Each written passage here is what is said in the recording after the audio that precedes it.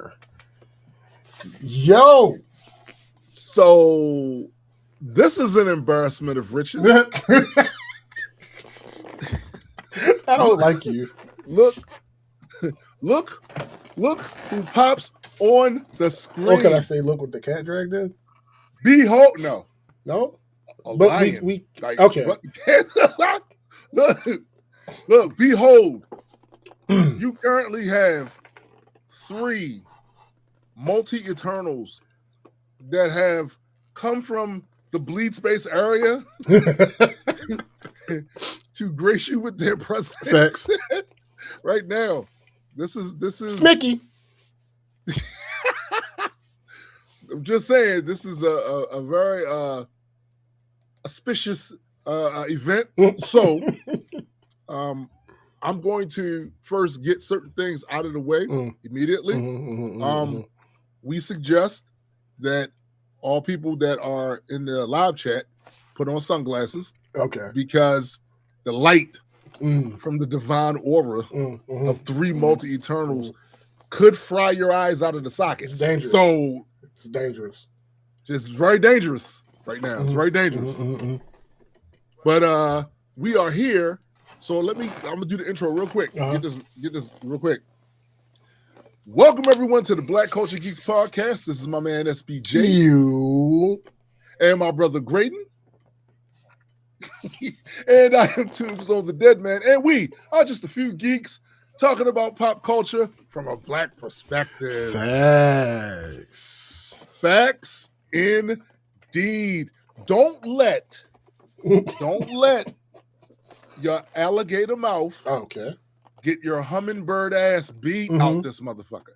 That's the lesson that people in battle rap are about to learn. I'm going to talk about this real quick because I know SPJ probably got some other shit that he want to get into. I'm going to make just a clear statement to protect someone who I actually respect, even if I'm not the biggest fan of him. True foe, my brother. Listen to me. While it's true that I've never been that big of a fan of your battle rap work, there has been some bouts you've had that I was like, yo, he was cooking. Listen, bro. Listen. A-Verb is a legend. Indeed. A-Verb came at a time when very few people thought that New Orleans dudes, St. Louis dudes could rap. Right? They didn't think that. And he came out there and he went at them New York dudes like crazy. Right? Went at them and was winning. He was winning. He took some losses, but he was winning. And most of these were away games. Most were away games. Yeah. So he stamped. Nobody can take that from him from that perspective. However, in the last few years, I'm not saying he hasn't delivered somewhat okay performances. I'm saying he's done a bunch of this on Spaces and Twitter more than he's done a bunch of this. You know what I'm saying? And because of that, he has eroded a lot of people's respect for him. He has. It's just what it is with that. Now, I know A-Verb says provocative stuff. And because he says provocative stuff, he manages to gather around him people who love to look at a train wreck. Right. What are you going to say? Oh, I know he's going to say something. He's going to say something disrespectful. I know that's cute. That's cute. I understand it's social media. It's something we talked about before the show came on. Gray made a very good point about how social media got a lot of these dudes out of their bodies. All of that. However, that man has a beef on the table right now with the Honorable Jay Mills. Right now, Jay Mills is up two. And he did something that none of you guys have ever done. He put two battle rappers in their place in the same day. Correct. He dropped twice in the same day. Music video, 2 music videos, 2 songs. He crushed both of them in the same day. He's up.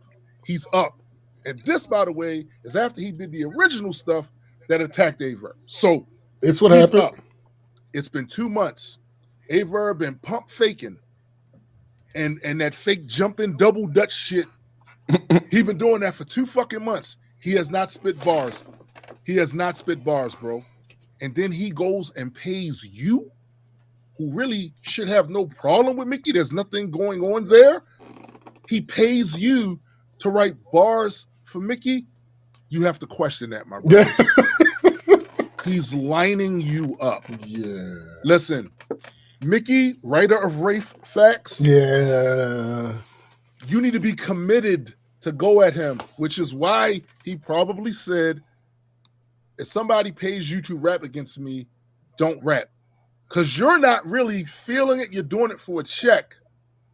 And it's different than when you got that, what we used to say in Islam and Arabic, Naran Samoon, that poisonous wind. It's different. You don't have that. This is just a check for you. Mickey's defending himself. The last time Mickey defended himself,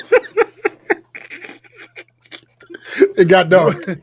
He sat Royce down. He sat Royce the He fuck What's sat the old Royce saying? What's the old saying? Be careful who you put on death's ground. Hey. Woo! Woo! Bars. And that's the problem. Bars. Now, true. Listen, you can rap. True make good music. Yes, you can rap. However, Yeah, I haven't heard a single thing you've done music-wise or in battle I don't recommend it. that Mickey can't or hasn't already. Yeah. And I Mickey's don't different. recommend it. True, you are a nigga from the hood. And that's facts. I know your background. Yeah. You one of them. Mickey's not, and I'm telling you now, that's a problem. That's a problem. All his time goes into that. And just to give you just a small sample of why this might not work out well for you. When him and Royce got into that little thing, Mickey went home. He told his wife and his kids, keep kids out of here. And he stayed in his room for 2 days and did not come out. And that's how we got Wraith. Don't have this man sequester himself from his family for you. Now, if you choose to ignore what I'm saying, that's cool. I actually respect it. Sure. Because that's you on some, man, I'm an MC. Ain't nobody going to tell me who I can such. Yeah, there's some of that. Cool. Just understand that what happens after this, the next time you appear, if your eyebrows are gone and you have no facial hair, I'm laughing. Soon we'll be telling the whole stadium how Liberty Mutual customizes car insurance to save people hundreds. Whoa. I'll go get us tickets. Only pay for what you need. Liberty, liberty, liberty, liberty. Mickey. Hurts when you gotta. Yo, now I still will argue that lyrically, DNA beat him. Lyrically. Oh, listen. That's DNA that's how I feel about it. Yeah, you know what I'm saying? Maybe he didn't choose the type of beats that crowd would have been into, but lyrically, dissect DNA's bars. Yikes. Yeah. I haven't heard you really do anything to that level of lyricism yet. So you could surprise us. And if you do, you're a daisy. But if you don't, that money that Verb gave you, you're going to spend that on a pair of tennis shoes, a jacket, a night at the club. And that's going to be gone.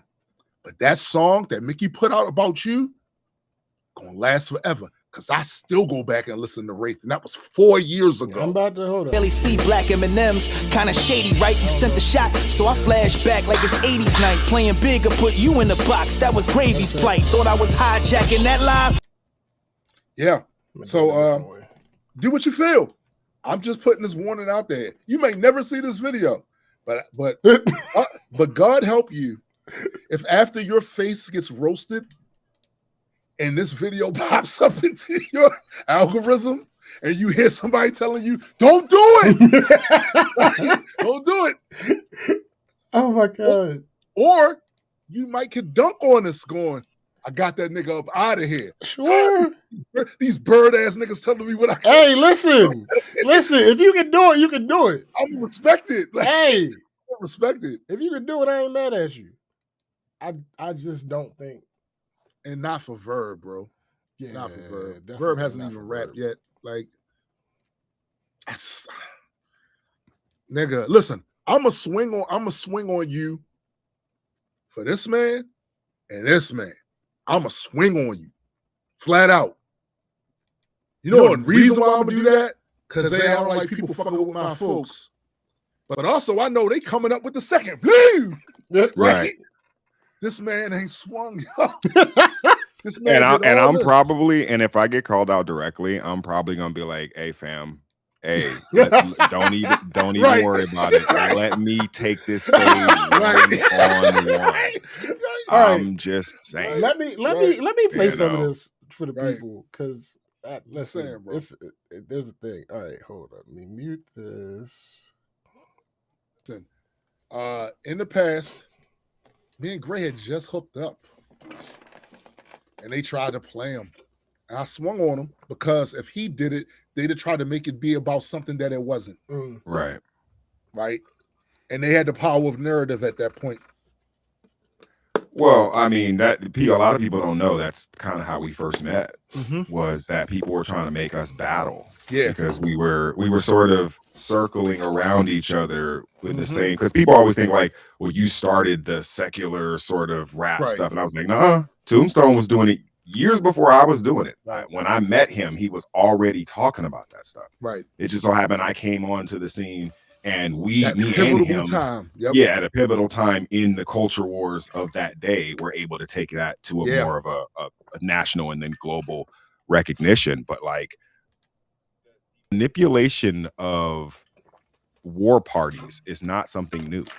No. This goes back to the creation of civilizations and nation states, and how, you know, it's not to get too close, and wherever you guys want to go with this, I will follow. But like, you got to wonder who's acting on whose behalf to invade whose country to kidnap who. Woo! Right? Like, you have to ask yourself, are we, you know, fighting these wars on our behalf or on some other Somebody foreign else's nation's behalf. motivational behalf? Right? Yeah. And you get into these rap wars, you find out 3, 4, 5 songs in, you were manipulated out of pocket. You were manipulated out of position to fight a battle you hadn't. Nobody believed you could win. Yeah. Yeah. Because they wanted to see, well, what's his first volley going to be? Is he going to use his weapon of mass destruction on him? Right Is he there. going to use his real good bars? What's his scheme going to be like? I would rather you test that on a crash dummy that I can manipulate into, you know what I'm saying? Basically crashing out. And he's going to crash out. Diss somebody who's vastly lyrically superior, has a track record of bodies. Yeah. I mean, just bodies. I mean, upper tier bodies. Come on, bro. Like, who is manipulating you to go to war knowing you can't win that? You And can't win. Now, on the other side, I will say this. What if he makes a god bleed? No, listen. If he wins, which is, listen, I'm not even saying winning. I'm like- simply saying if he simply cuts him. I don't think that's enough, because it's Mickey. Mickey will, if he makes Mickey bleed, he will die. Is my thoughts. That's your on prediction? it. Yeah, like, you can't stop at making him bleed. You have to kill him.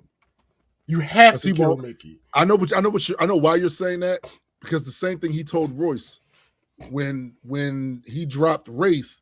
In Wraith, he told Royce, I forget, this is 4 years ago. He told, yo, we can do this all the way to 2022. Yep. Meaning, Yeah. I got remember. bars. Mm-hmm. It's not gonna stop. It's not gonna stop. It's not gonna stop. So I actually think I remember hearing this being debuted on this show. Yeah. maybe. So without further ado, let me refresh some of y'all memories. T. Ryan Reynolds wrapped in a lagoon, that's a Deadpool. Yeah, Lupe freestyled and got you out of here. You cried alone from playing yourself, shed a solid tear. All that syllable bliblical blibble is kinda weird. It dresses you up from being direct, cause you probably scared. Your fans say I'm on a rampage, better reunite Slaughterhouse and get cut. You need your band-aid. I told him prove you do what I do. He gave me lampshade and said no. I gave the bitch room and then the man cave. Divide his body, the footage got him severed, contradicting every lie. Pull yourself together. Your songs ain't no anthems, your bar placement random, and you still ain't bring that energy to RJ and Ransom, nigga. I think it's crazy, right? Like, this all started cause RJ said him and Ransom was the best. And you responded on IG.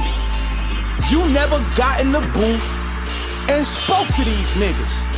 So yo, I'm a too, nigga, you was mad at Cass and turned to rock him when he asked. Ain't like the aftermath. Did the same thing with Pain, then you got scolded. He had you holding on your chin like Francois Rodin. Look what I have sculpted. Nigga talking checking boxes. Y3 all the time, never a checking boxes. Yeah. They'll find his chicken head dismembered in checker boxes. Yeah. I'm Bobby Fischer, you playing chess with checker boxes. He love MMA. Every day he checking boxes. Joe Budden, Dick riding. Look at Royce checking boxes. Money in the mail, man. I see the checking boxes. Your chick be in my DMs when I check in boxes. Yeah, ask women, this guy know I'm checking boxes. Fuck that, I'm Craig on Friday. I ain't checking boxes. They all thinking I ain't got fire, literally. You not Christopher Nolan. Ryan, fuck what you pitching me on IG. The way that I handled it showed humility. But this nigga bathing in arrogance, insecurity. Disparaging words by Lupe making mural. Wow. You tried to do it and failed. You should've called it plural. Word. Lay him face down and ask him, you on the war? No spine. This is easy. I'm back to the drawing board. Now watch he don't respond to this shit. Any money bet the nigga don't say nothing. And Royce, you know how I give it up. We gonna do this until 2022, nigga. Facts. Yeah, so I just feel like no. Just don't. True folk could be Kratos though. He could. Here's the thing. He very well could, right? The nigga make good music. It's possible that nigga, the sun might shine on the dog's ass, you know. Oh, my grandfather used to say that shit. My grandfather used to say, sunshine on the dog ass every once in a while. But I just that's why I don't feel like you can take anybody too lightly. You can't. Yeah, and that's the other problem. That's the other problem. That's the other problem. Mickey knows that. So he's not gonna take this shit like I'm gonna tell you another reason. Nikki was reminded of that in that battle with DNA. Yep, the battle DNA beat his ass. DNA. Whoop! Listen, listen. He was reminded you cannot take anybody lightly, and I think that shit smarts to this day because the way him and DNA was going back and forth before that battle for years, I think that loss taught him something. Yep, that loss was like, nah, nigga, you can't. He saw DNA as a cornball, and for the record, a lot of y'all goofies do. But DNA will get you the fuck out of here if you play with him. The problem is, so Mickey's argument was flawed from the beginning, right? Because niggas see you as a cornball. That's true. That's true. So before all this modern age of battle rap that you started doing, everybody was considering you a cornball. That's a fact. That's a fact. And you did things to outshine that label. Right. So you now are making the same mistake that people made with you. Right. And you got your ass beat for it. Oh my, it was, bro. Sometimes I go back and watch that battle just for that third round. Right. To look at the crowd's faces. Yo, the expressions on the crowd's faces is everything. It's the one chick that's over there. DNA says she's like, oh my goodness. Disrespectful. Just so yeah, after that, no, I don't think he's gonna ever make that mistake again. Nah. So if we get this song, whew. Well, I think but he's saying he's throwing other people into it too, right? Anybody who made a message in that thread basically could get thrown into that. I think he's talking to one specific other person. Who is he talking to? Some nigga, I don't know him. This nigga Merlot, who we don't know who Merlot is. I think he's a battle rapper. I think he has battle. I just think he's better on small leagues. I haven't seen anything from him. Yeah. The only reason I've heard his name is because he was on the Spaces with Verb. And he was bigging up Verb. Like, yeah, boss, yeah. All right. So listen, it's real simple. It's a reason why I never referred to myself as a thug, even when I was in the streets like that. Because let me explain to you who the thugs are. You got the Joker, and then you got his thugs. Right. They're the ones that get their ass beat by Robin and Batman. Hilarious. Putting hands on them, right? Now I'm Joker. Fuck that thug shit. Like I'm super villain. We not that other shit, right? Thanks. And that's how Merlot was. If he's not that, then he got that to show, because that's how it was coming off in the Spaces. Yeah, boss. Yeah. Yeah, beware the hype man that'll hype you into a right hand. I mean, yo, listen, bars. bro. Beware the hype man that'll hype you into a right hand. Listen. There's a lot of dudes out there that'll big you up and don't even realize that the person they bigging you up is a professional fighter. Right. Facts. Like that dude is in the UFC, bro. He been fighting Anderson Silva. Anderson Silva might have knocked him out, right. But you ain't Anderson. You ain't Anderson Silva. You ain't doing that shit. Offense. You ain't doing that. Offense. Yo, that's crazy, dog. It's a sad state of affairs. It is. Not for me. I'm happy. No, I'm happy because I'm about to get raps. Right. I'm about to get more I'm about raps. to get a Mickey diss track. What? I'm gonna get a Truffaut. Merlot might come out. He might do something that surprises all of us. Hey, Yo, that shit crazy. It's possible. However, I kind of feel though that if you're riding Verb's coattails, like you're not getting it out the mud. Sure. Like your shit. Like put your shit out. Let Uh-huh. motherfuckers hear your shit.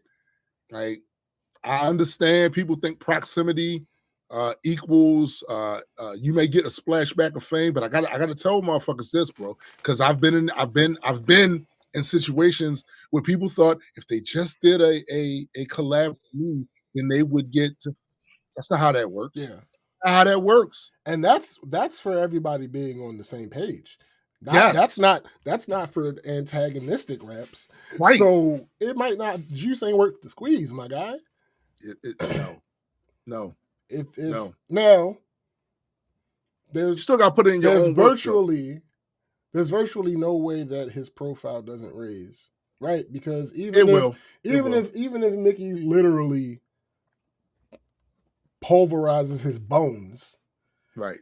he will still be, that little nigga Mickey fucked up. I don't want that. Listen to me. I don't want that. But that will get more people to listen to his shit. It could. Now it won't be as many people as if he happens to do well. Yeah. But all pub is pub. Notice I didn't say all pub is good pub. No. All pub is pub. Right. It's publicity. It's just, do you want publicity? It's certain shit that I didn't do because if I got caught, I didn't want them to be telling my mama. Right. You know what I'm saying? Yo, your baby boy was out here doing this stupid ass shit. Like, this your man's? You raised him, right? Like, I didn't do that. So, you know, I'm thinking about it from those terms. Like, don't get known as the guy who tried to cross the railroad track and got hit. Right. I don't want to be known for that. Now on the flip side of all this, that. on the flip side of all this, I got a big up foe, right? Because we always say this. If somebody comes to you and asks you who the best rapper, right, you're supposed to say you. Supposed to say you. So, yo, that's facts. Like, I got a big foe up for even being willing to be in this position. Agree. Now you just gotta deliver though, because you done fucked up and let it get public. It's one thing if you had this conversation with Verb in the background and ain't nobody really know about it. Then I'd be like, all right, you can weigh your options. But once you said yes, and then admitted that you were paid to do it, admitted that, yeah, you put too much pressure on yourself, my guy. Jay, I gotta push back just a little bit. I gotta disagree. What up? Okay. So we were having this conversation on my stream as well, and I appreciate the BCGs for hosting a little crossover episode. You know, I love these crossover episodes. But we had this conversation, Mhm. right? And I made this analogy about Highlander. Okay. Oh yeah. And listen, I actually think you got to be careful about asking who the best is, because you're right. Any MC worth his salt's going to be like, I'm the best. Right. The problem is when you say I'm the best, it invites Oh challenge. yeah. Yo, What did- listen. What did No. Vision say? Oh, I agree with that. Vision said that's where the our whole very first part presence happened. invites Strength, challenge. Zach. strength. So, Yeah. so when you say, Oh no, you gotta be I ready. am the best, You gotta be ready to You back just that shit better up. be ready for it. See, but that's where I feel like self-awareness comes into play, right? Yeah. So you should be ready if you actually believe your own hype. Mhm. You should be in a position. If you believe your own hype to the point of which you're willing to say it publicly, you should be into a position where you feel like anybody on your level you can handle, and anybody a level up, or maybe two, you can handle. Right. So that shouldn't even be coming out your mouth unless you're ready for that war. I agree. and I agree with that when it comes to MCs. Yeah. But then we have this sort of distinction of like, okay, the battle rapper is a type of MC, Yeah. and the Yeah. dude above him in a couple of levels may have the notoriety because he's a better quote unquote songwriter. Facts. True. Right. So there is And a Facts has perceived, like all I of always that. go back to the Nelly KRS-One battle, Yeah. right? Who Mhm. won that battle? Nelly. KRS-One won the lyrical battle. But I that's was gonna not say, that like, wasn't the He question won the though. lyrical battle. He If you won the ask me who won the lyrical battle, yeah, KRS-One. Chris. Okay. Knowledge reigns So supreme. there's a very specific distinction there. Lyrical. And See, I feel but like the when you're problem talking is it's about a Mickey. battle rapper talking about someone who is essentially not This a is a battle great rapper. point This you're is making, this is too. a Mickey Fax versus Royce scenario. Yeah. Right. Where it's Yeah. like you're aiming up, Yeah. right? That's a great Because point this you're dude making. has more notoriety, but Mhm. you're actually the superior MC in that context because you Right. are a battle rapper. Right. So I feel like that's where it gets And No, I when you agree. say you're the best. I agree. that's a good point. And I think when the whole battle element of hip hop evolved, it did not take into effect all that other ancillary stuff Sure. because rap music was not global. Yeah, it wasn't not that yet. yeah, people didn't know it. So it came down to people who were the connoisseurs of this art form Mhm. being the judge and saying, hey, you lost. He was lyrically better. He had more rhymes. Right. And all of that, right? All of the elements that takes to win, right? The moment that shit kind of broke free from the genre and became global into the pop music stuff, you had people who know nothing about the culture. They don't know anything about what we choose to respect about why a bar was dope or why this flow was hot. Mhm. This and other. They got to have say so and say, oh, this person here with the larger audience, his shit sold more people heard it, therefore he won. And this is also the reason why I'm glad hip hop is in the position it's in now. I'm glad it's The no no longer top the 40 number era? one. Yeah, Yeah. I'm glad it's no longer the number Well, one. boy, wait, before you do that, because we're moving from this point, McKenna basically Okay. distills both me and Gray's position. More like be careful who you say I'm the best to. Be ready to fight. I mean, Listen, be ready to fight. I mean, listen. If I say I'm the best in this very room, Mhm. Right. swords might get clicked a little bit. Like, wait a minute, bro. Hold up, bro. So, like, I know you the homie. to and go- all, but to we go just back put- to we your just might have to put example- on the gloves to and go go back a to few your rounds. example of Nelly and KRS-One should never have engaged. Yeah, that's the other There I thing. was disagree. no reason. Oh, I You disagree. know, you have to know. You have to know what you're stepping into. It's just like I said about saying you're the best. You can't say that shit out loud unless you really believe it, and then on Okay. top of that, are prepared to go against everybody that is He perceived to is. be on your level, and everybody that is perceived to be a level above you or even two. He is. He wasn't. It's his mentality, bro. No, I Okay. agree. I Okay. agree. It This was is nothing he could mentality, do. bro. It was nothing he could do. He had to. I'm not saying he absolutely Listen. had to. He still shouldn't have. I don't know if Are he you- still does this, but every year, KRS-One used to write diss songs for everybody that was on top. Yeah. Sit in the back waiting. Right. I'm sure Because he he doesn't comes do from- that anymore. Probably He couldn't not. Yeah, possibly. yeah. But No. he used to do that shit because he comes from that Sure. magic era. And my argument where is I will punch just you in because your something mouth is if- your nature does not mean it's good for you.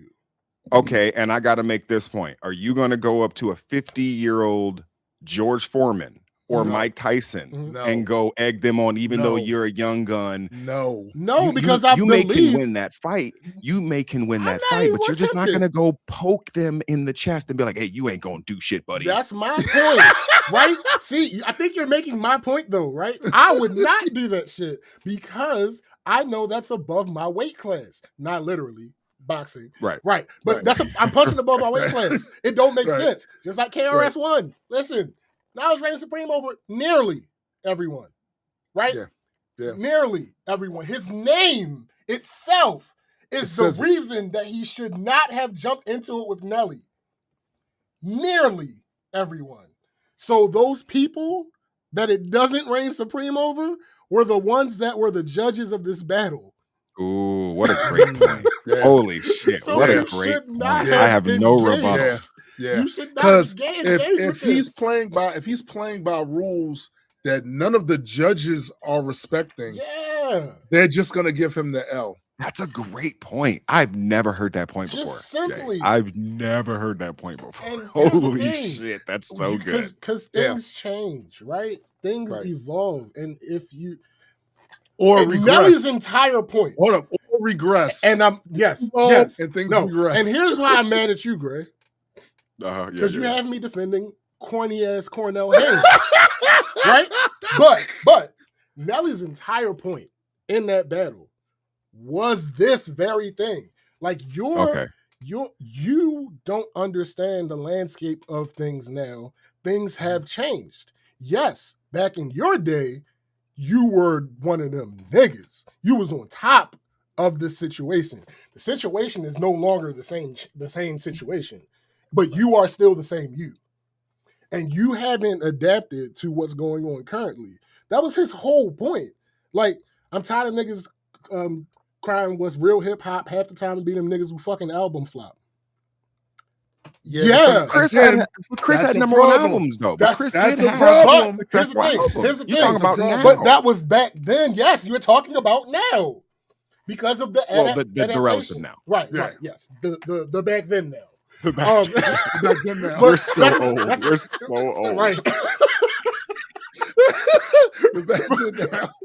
But that's the thing. Like, that's the whole point that Nelly was making. And God damn it, I'm defending Nelly. But he was Well, right. I don't have you defending Drake. I don't have you defending No, Drake. So. there are certain things. There are certain things I would defend about Drake, but there are certain things I would never. Anyway, but that was his whole point. K, no one here really said your name. That part Or to me, you really feeling that part guilty to me about was something, To me, man. the most poignant.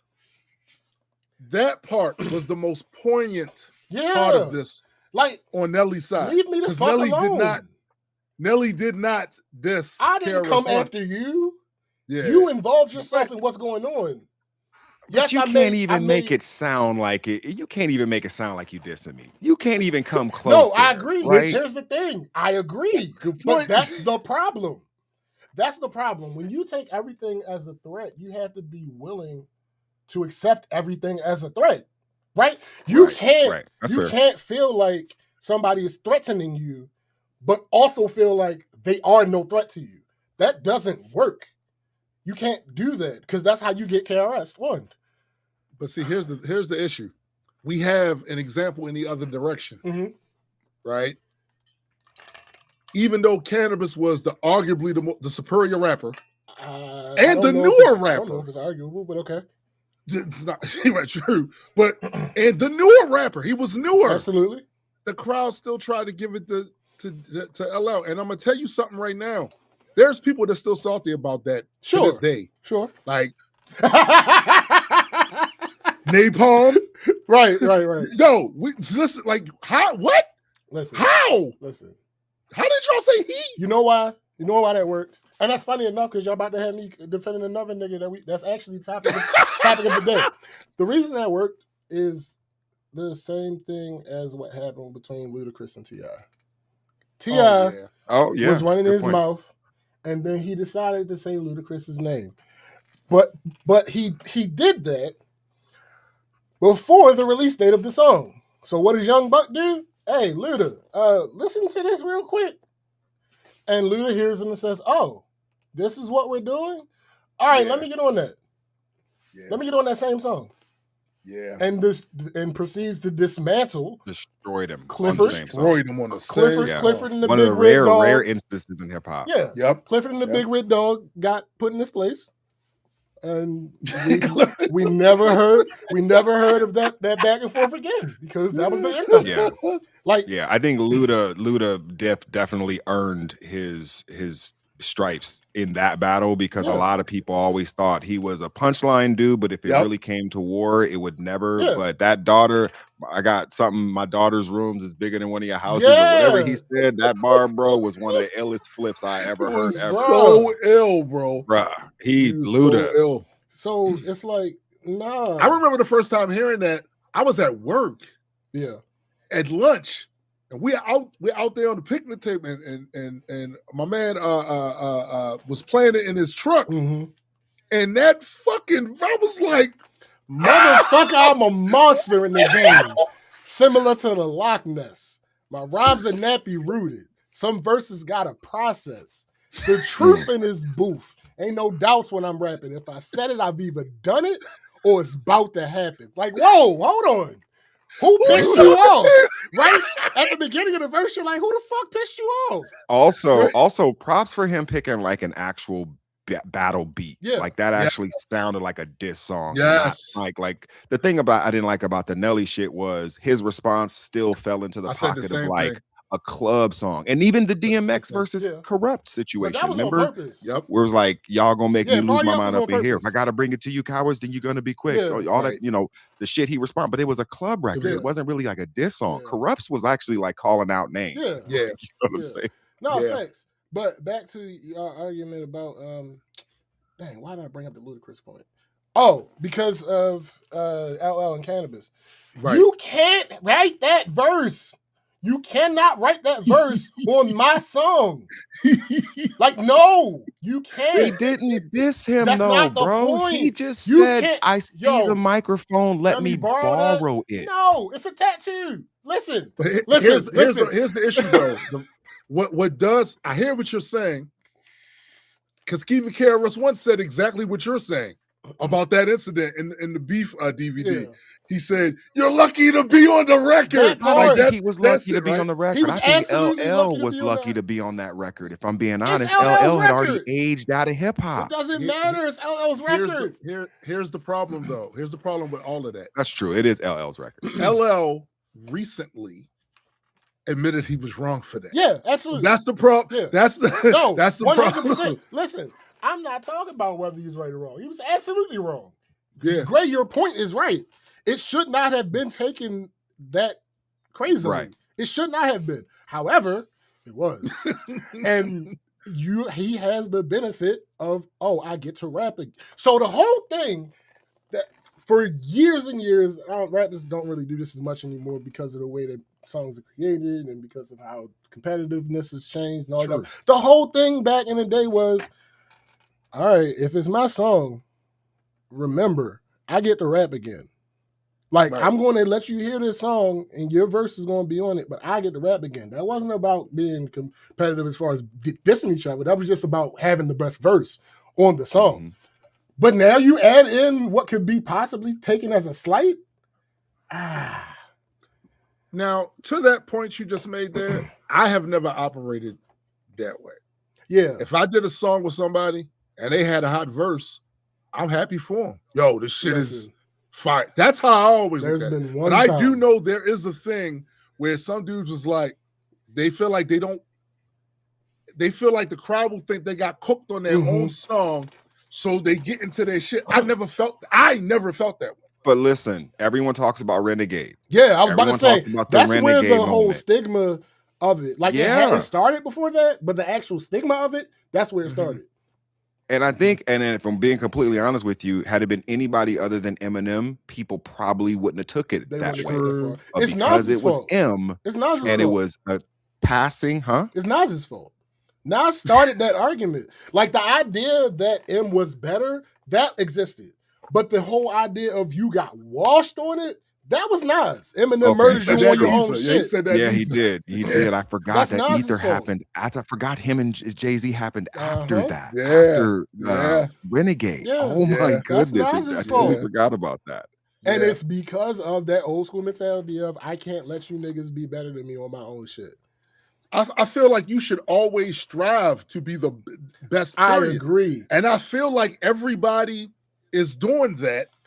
And if this nigga right here managed to get one up, there's been times where I put all the songs together, say it's 3 people on the song. I put them all together and I listen to the shit. And I go, oh no, I think he had the best verse. I'll make him the anchor. Because I want the song to be. But you're know also being an engineer and being a producer and no, I'm talking about these niggas that just rapped. That's all they did. I agree with Jay. All they did was rap. Nigga, I ain't gonna hold you. There was one song that was mine that somebody featured on it. And I was like, God damn it. It was Addy. I know what song you talking about. It was Addy.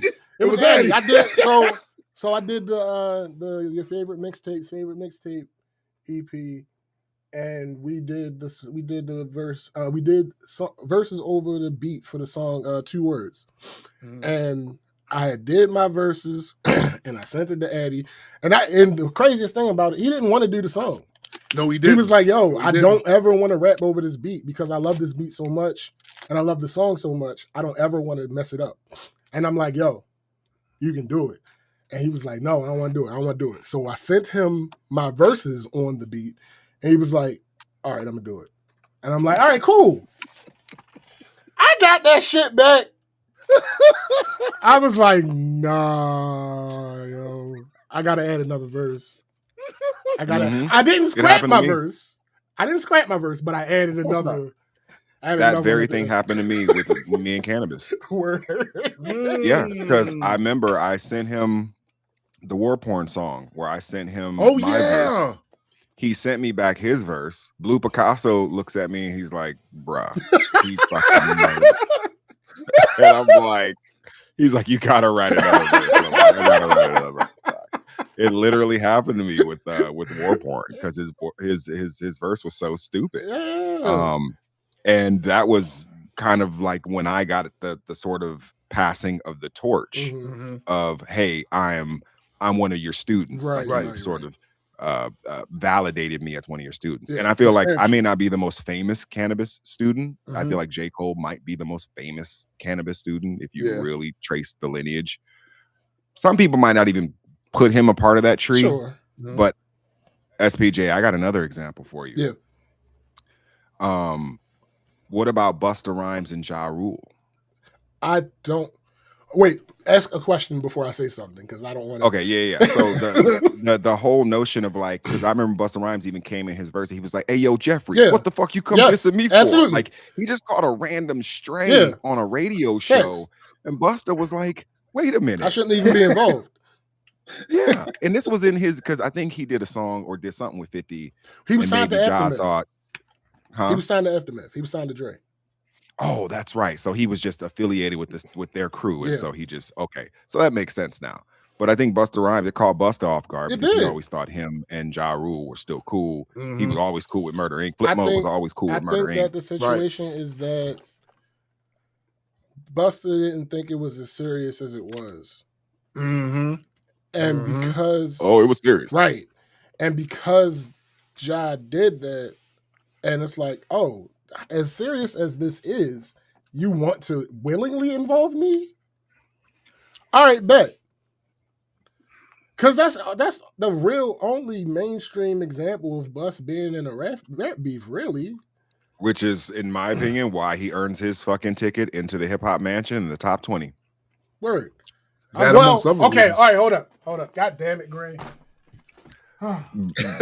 brother Jay, do not disagree that he is not a top 20 rapper. We What would be I here will say, all day. what I will say is, It depends on what you're talking about. We had this conversation about greatness, right? Greatness, I don't think is debatable. I don't think greatness is subjective. If you want to use greatness as the metric, I'm not going to argue with you for bus in any way, shape, or form. However, we actually did this on the show, one of our early episodes. GOAT metric. On the GOAT metric show. Busta Rhymes' verse on Look At Me Now is the most overrated verse in hip-hop history. That's the super fast one that Yes. he always raps that everybody knows, Yes. right? Yes, I agree with that. I do not agree even with that. close. Not a close number one, maybe number. No, by far the most overrated verse in hip hop history. And I We feel broke like it down on the show. I We feel Lot broke of the lyrics filler. down I on feel the like show. if you're talking what? about subjective rankings, that is an argument that I will allow you to push him down for, because Okay. that is his most famous verse. Like Scenario is probably number 2 as far as his most famous. To me, Scenario is one. his most You famous said verse? famous. Yeah, Yes, famous. Yes, famous. Yeah. Yes, absolutely. Yes. Scenario is probably number 2 for his most famous, but Look At Me Now is his most famous verse. It's absolutely his most famous verse, and it's the most that might overrated. push him. Right, that might push him out of the top 10, but does that push him out of the top 20? I would start to argue with someone for saying that, but that weighs a lot to me, right? Because you are who you are, and you decided to get on a song with Chris Brown and Lil Wayne in that time period, and that's what you put out, right? So it'd be one thing if it was a single, right? If it was a single and he was just doing that shit for the single to make the single, I would care less. But being aware, it's kind of the same thing I said about KRS-One. You got to be aware of the circumstance. If it's Chris Brown and Lil Wayne in that time period, this shit is going to go. There's virtually nothing you can do to stop this from being a smash hit during that time period. And that's the shit that you put out? Nah, B. That's disgusting to me. Your Honor, Toom, may I cross-reference? may I cross-examine the witness? The witness prosecutor? here? Yes. Okay. So you're talking about a Busta Rhymes who was probably the most featured rapper in a 3-year period on almost everybody's shit. Absolutely. I'm gonna assume he probably was recycling some schemes, some words. You know, I'm pretty sure he got bored at some point. I'm pretty sure what you're talking about fell in that window. Can I say one sentence? Yeah. None of that could have possibly been recycled because none of it is actually a through line as far as any set. Actual lines. There's no lines in that song. There are no lines in that song. But continue. Yeah, and that is a legitimate argument. It's like the LeBron meltdown in Dallas. Like, you can't get around that. Like, I do feel like that is one of the most overrated filler-filled. And I'm a Busta fan. Like, I'm arguing for Busta Rhymes. Me too. But I to keep him in the top 20, my question is, and someone asked this in the chat. What up, Fabo? You and I will probably agree that, you know, a quibble over some order, the top 7, 8, 9 are probably concrete at this point. Fair. Right? Fair. I'm pretty sure. Whatever order you have. Yeah, and whatever order you want to go with, right? I'm sure that's concrete. Now, you get into 11 to 20. Wait, before you go to 11 to 20, I will even argue that in any given conversation between two people who care enough, that 1 through 10 may have 15 people in it. Bars. Yeah. That might be good. That just made my stomach. That just made my stomach do that thing. That was so good. That was a roller coaster moment right there. Yes, I totally agree. Your top 10 could have 15 people in it. It's a fact. Yes, my top 10 has 15 people. You should make that shirt right now. You make that shirt right now. My top 10 has 15 people in it. Okay. So I do agree that for people who really give a fuck about hip hop and are we putting LL over, Big Daddy Kane, or are we going, KRS-One over Rakim, or how are we doing Nas? And it's like, okay, yeah, we can quibble. Right. I totally understand that. I think Busta Rhymes secured his spot though, because the scenario verse you're talking about, one of the more influential time Absolutely. style changing verses. Without question. Yeah. Like a dungeon Without dragon. question. Now the whole Coast Contra Yeah. is a reinvention of the Busta Rhymes style. Nigga, so is Nicki's alter ego Roman. Yeah. Right. That's directly from Yep. So in my opinion, you for Busta Rhymes, I feel like he's safe, specifically in the hip hop mansion. He's a top 30 dude for sure. Top 30. We're talking. You try to get him out of the top 30, we have an argument. We have a huge problem. But if you say, maybe I won't have a problem if you say he's 20, 21, 22. Okay. I mean, maybe you can find 3 or 4 people I would be like, okay, I'll deal with that. But I don't think he is definitively not a top 20 dude. And I think a lot of people from the East Coast in that era during the Busta Rhymes sort of reign, and I'm talking extinction level event. Yeah. I like It Ain't Safe No More. Anarchy, Genesis, Genesis, yeah. Yeah, he had like a 4-album reign, bro, where it was just like, yo, Busta Rhymes is killing it. Okay, I agree. So that's my argument. I rest my case. Let me just say this about Busta too, because this needs to kind of be factored into his greatness. The fact that he can you better not say no bullshit. Nope. I'm not letting it slide. I'm not letting it slide. Listen, no. And we about to go over why. The fact that he could do that. Go ahead. And convince so many people. I disagree. No, I'm gonna tell you why I don't think you should. Okay. Because it's all about perception at the end of the day. That's actually it's my the argument. same argument used for why Nelly beat KRS-One. Sure. Because the perception of the people that around. Is my argument. You said my argument is that perception. My argument is that niggas are stupid enough and so starved for good reps in that time period that because the nigga rapped fast, they thought that shit was the best shit ever. And even though that's the case, what I would argue to respond to that is, nigga, we all have to deal with the dumb humanity. Humanity been dumb for a minute, bro. And easily fooled with the quick of hand, sleight of hand shit. Agreed. Like no, that's 100% agreed. And that is the case 80% of the time. But this isn't a situation where you can just look at it on a macro level and say everything applies. No, on a micro level. He could not have done that if he was not already known as a top tier lyricist. He could not have pulled that off because is he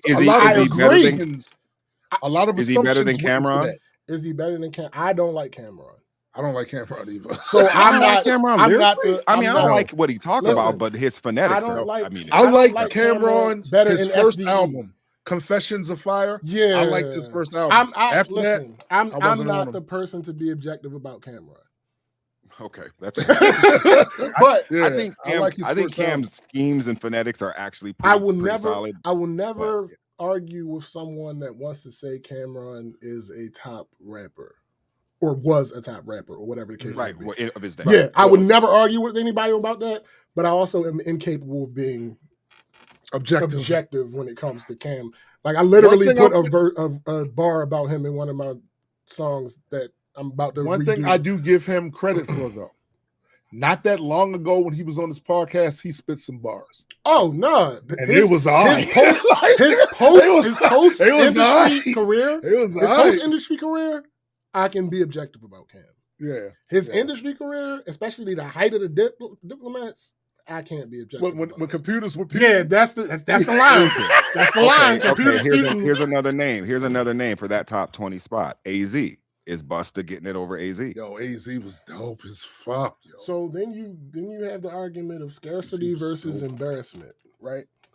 AZ has never embarrassed himself to the level that the Look At Me Now verse is. However, AZ is way more scarce as far as output than Busta Rhymes. And it depends on which matters more to you. Let me ask you about the embarrassment factor. Okay. Embarrassment typically is factored in when a bunch of people, you got jammed up and people like, yo, that's humiliating. Yes. Has Busta had that That's humiliating moment with that My sound. argument isn't public embarrassment. My argument is I can't take you. Notice how voraciously Gray is arguing for Buster. Notice what his response was when I said Hard R. Yo, hit him with the hard R, yo. Notice how his response was when I mentioned to Gray that this verse is the single most overrated verse. Notice he gave no pushback. Yeah. I would True. argue that anybody True. that is actually a Busta Rhymes fan felt secondhand embarrassment, not just of him recording the verse, but of the verse becoming as popular as it did. Now, wait, let me go back to something real quick, because Gray mentioned the features run that Busta Rhymes was on. So we like numbers.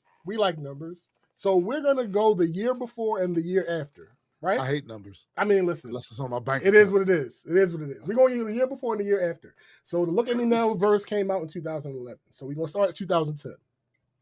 2010. Rakim, Busta Rhymes, Coco Chanel, Jadakiss, Styles P. That's one song. Didn't chart at all. All I Do Is Win remix. Khaled, Payne, Diddy, Nicki Minaj, Rick Ross, Fabulous, Jadakiss, Fat Joe, Swiss Beats. Actually didn't chart. The original song charted.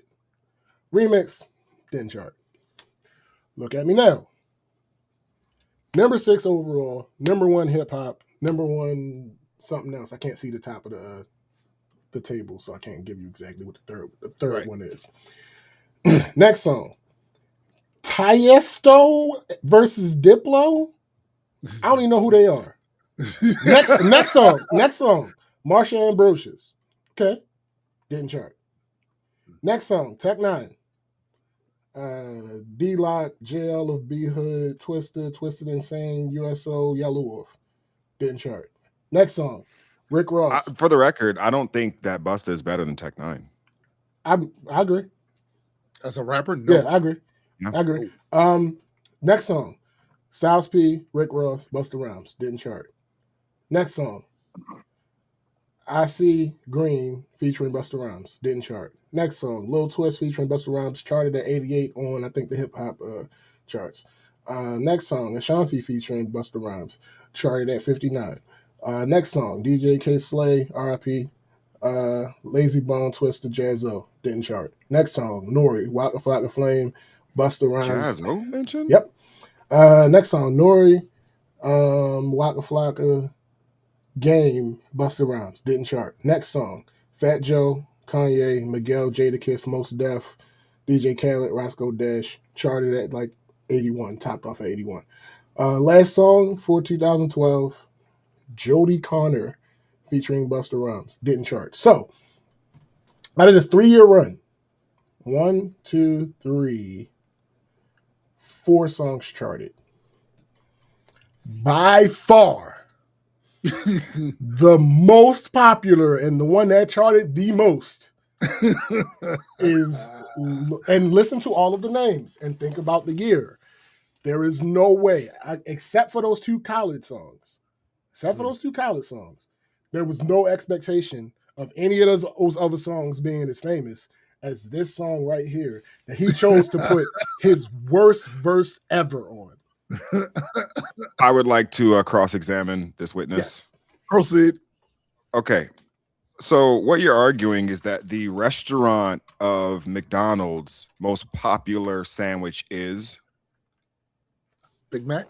Yes. the Big Mac. Sure. What is Burger King's most popular The Whopper. burger? The Whopper. What is In-N-Out's most popular? I don't know. I have no I've never idea. been The in- Double-Double Okay. from California. Right. So, my argument is that Busta Rhymes is a franchise like every other rapper is a franchise. I like where you're going with this. And they all need their burger, I agree. their Big Mac, I agree. their Whopper. I absolutely that agree. puts asses Yes. in the seats and get people in the 100%. drive-through. Yes. I believe this is his verse. I Is am it the most with healthy? you. No. I am Is it with filler? you. Yes. Would you eat it every day? No. Maybe. No. I love you. I love you for this argument. However, let's do a couple things. Even It's a great argument. It's a great argument, and it's ripe for rebuttal. Yeah. So, Whopper, right? Mhm. They put out other versions of the Whopper. They put out other stuff. Big Mac. They tried to make other versions of the Big Mac. Didn't really stick like that. But they put out other stuff. They're most popular, and they have a premiere, right? Their premiere was their I remember the premiere. whatever the name of it was. Quarter Pounder. Yeah, Quarter Pounder is probably their all-time Quarter Pounder, premiere because that's the one that's made to order and blah blah. This and, Yep. all right. Yeah. Also, Busta already had his Whopper. It was the scenario verse. There was no reason for him to do this again. But let's look at some of his other verses that charted super high. His verse on Don't Ya with the Pussycat Dolls. Yeah. Infinitely better. Probably his most famous one. Infinitely probably, better than the Look at Me Now verse. Infinitely better. It is his highest charting verse. Let me see, whatever top charts he got. His victory verse. Right. Infinitely better. Much high, not much higher charted, around the same average as far as charting. Let me see. Touch It. Touch It? That song? That's higher charted than Look at Me Now. And it's infinitely better than that Look at Me Now verse. I don't know about infinitely. What? All right, I'm glad you said that. Infinite. I'm glad you said that. Tell me, stop me when I say a bar. Because I'm feeling like I'm running, and I'm feeling like I gotta get away. I hate you for this. No, because he said he said Here's he don't the thing, know about though. infinitely. Stop me when I say a bar. Just one. He's actually using words in this verse, though. Listen. He wasn't versus even Touch using It. he wasn't even using words Bro. in the it's like those aren't even words, Touch bro. It is infinitely. All right, stop me when I say a bar. Please. All right. I'm feeling like I gotta get away. Better know that, and I'm not skipping words, right? These are the words as constructed by Trevor Smith, right? Why, Busta? Why did you do Better this? know that I don't and I won't ever stop, because you know I gotta win every day. Go. See, they really, really want to pop me, blow. Just know that you will never flop me. Oh, and I know that I can be a little cocky. No, you ain't never gonna stop me. Every time I come, a nigga gotta set it, then I gotta go. And Pause, Busta. And then I gotta go, and then I gotta get it, woo. Then I gotta blow, and then I gotta show. Pause. And then I gotta show that any little thing a nigga think that he be doing, cause it doesn't matter. Cause I'm gonna da. Then I'm gonna murder everything and anything. A bada boom, a bada bing. I gotta do a lot of things that make it clearer to a couple niggas that I always win. And then I gotta get it again and again and then again. And I be doing it to death. And now I move a little foul. A nigga better call a ref. And How long is his verse in there? That's what I'm saying. Everybody know my style, and niggas know that I'm the best. When it comes to doing this, and I be banging on my chest, and I bang in the East, and I'm banging in the West, and I come to give you more, and I will never give you less. You will hear it in the street, or you could read it in the press. We don't do Best West. Right, here's the thing. Really want to know? I could go to a dope really Busta Rhymes verse somewhere and read off it. That's not the argument. My argument is No. I'm not saying that what you're saying doesn't have merit. What I'm saying is, if you're in the commercial realm of, these people are, like you said, these aren't the judges of old, these aren't the judges of, we care about rhymes and metaphors and similes and any of that stuff. We know these are the judges of the masses. These are the Coliseum judges. They don't care about, what I'm saying, the skill. They want to see blood. We're not looking those judges. We're looking for the judges you're talking about. There are no cohesive sentences. Here's the thing. I don't Here's the disagree. thing. I don't Here's the disagree. thing. That, I don't that disagree with that crowd, either, that crowd still wants to understand. They're a No, they part of don't. that. I don't think they do. I disagree. I don't believe I disagree. A part of that I don't argument. believe that. A part of that argument is we don't want to think. They want to understand immediately what's being said. That is their argument. There is you can't you know how push many back against people that. have allowed mumble rappers No, to that's just not my do point. what That's they not my, do? no, listen. And when That's not what I'm saying. Hold on. I'm not But talking the about first whether it's coherent audibly. I'm talking about the words that are said. The words that are said. We don't want all these metaphors, and we just want to be able to understand the words being said. Though, if you can't pick it out, I would argue that they it can. doesn't matter if it's a I would word. argue that they can because their ears are different. No, this is the other thing. They've admitted. I've been in conversations where they admitted they don't know what the fuck the motherfucker said. There are cases of that. But what I'm not talking about. All right, let's be clear about this. Nelly is not a mumble rapper. That's what I'm talking about. I'm not talking about mumble rapper levels of people. Mumble rap has never really sustained success. I'm talking about sustained mainstream success. Anything that is the super worst of the super worst, there are always going to be outliers. I'm not talking about them. That yes, they are worse. That's without explanation. What I'm saying is the people that don't fit into that low of a standard, they just want you to rap words that they can already understand.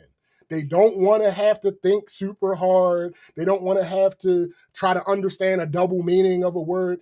That's not what's happening here. He's not even saying sentences. He's not even saying sentences. And all of his other commercial verses do at least say sentences. But here's what I would say about that. There are people who could rap that verse bar for bar and will admit to you and say, I have no idea what the fuck he said there. Exactly. And that's my point. But the reason they're saying that I can't tell you what he's saying is because he's not saying anything. Their argument is because it's Busta Rhymes, I'm sure he's saying something. They're giving him the benefit of the doubt because of how I've seen that. They're giving him the benefit of the doubt because of how great he is. It's Busta Rhymes. He has to be saying something. I just don't quite understand. So there's a couple of other, and maybe this is unfair to say, but people who use speed rap just using a lot of filler because it allows the dexterity, right? Because I do feel like there's a lot of fast rappers who will use one syllable filler. Yes, that really just gets them from point A to point B. Want me to start you could cut out half that and still deliver that bar. And maybe we're talking about more of the technical aspect. Remember, this is just an argument against Busta Rhymes. This is legitimate. No. This is legitimately an argument whether he's a top 20 rapper or not. So let's just say if you're 20 and 21, I have no problem if Busta's your 21, right? Absolutely. What I have a problem with is Kobe Bryant is the second greatest rapper of all, or Kobe Bryant is the second greatest basketball player of all time. If you put Busta in like the top 7, then I know it's like, okay, you're a Busta fan, sure, right? If you put Kobe in the top 3, you're a Kobe fan. Sure. Right. Kobe, in my opinion, is more of like, I don't know, 8, 9, 10, maybe 6, 7-ish. Okay. That's a legitimate spot for Kobe. And I know we're years out from Kobe's passing and stuff, so we can be a little bit more sober about this. Right. But it's like Busta Rhymes gets the same treatment from some people. Sure. It's like, I'm a Busta fan, so Busta's like 8th of all time. I'm like, he's better than Rakim? And it's like, which is crazy. Like, it's just like, that's what I'm saying. Like, so I'm just simply saying he's within the top 20. I think he's within the top 20, and maybe he rounds out the top 25. He's in the hip hop mansion. He's a top 30 for sure, without question. That's my sort of argument. Not going to anybody that puts him outside of the top 30. We have a problem. I agree, but your arguments only serve to make me critique Busta more. And there is one issue that he does have throughout his career, is that he likes to repeat things. And when I say repeat things, I don't mean saying the same words over, because like the most famous example of that is like Mike Jones, right? Mike Jones will literally repeat a 4-bar cadence, like word for word verbatim, and it has no purpose to the song, right? When people repeat things and there's a reason, I'm down for that. I'm cool with that. That's not a problem. I don't have an issue with that. Busta Rhymes will literally reword the same thing that he just said and add no other context, change nothing about it, and just reword it just because he said it. And the biggest example of that is his song with Eminem, Hurt You. He will literally say a thing and then reword it right after. And niggas don't count that as filler. That is fucking filler.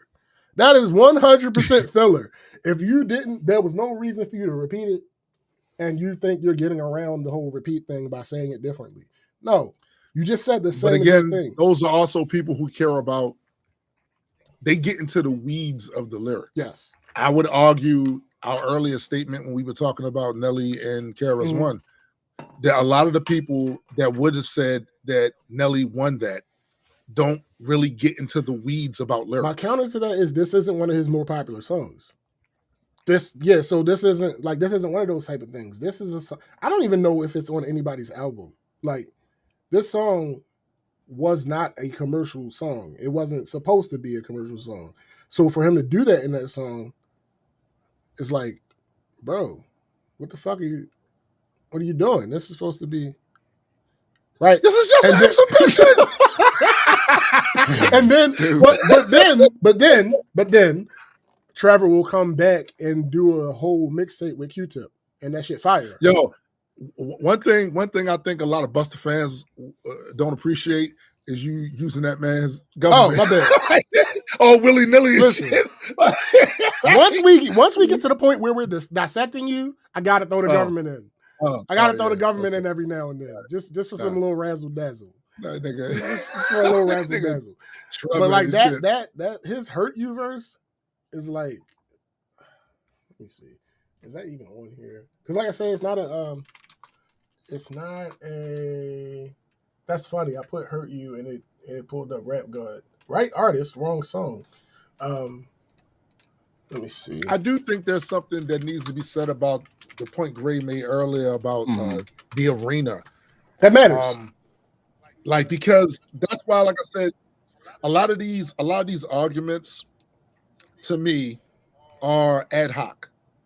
There are times when the popularity of something matters, and then there are times when the popularity of something doesn't.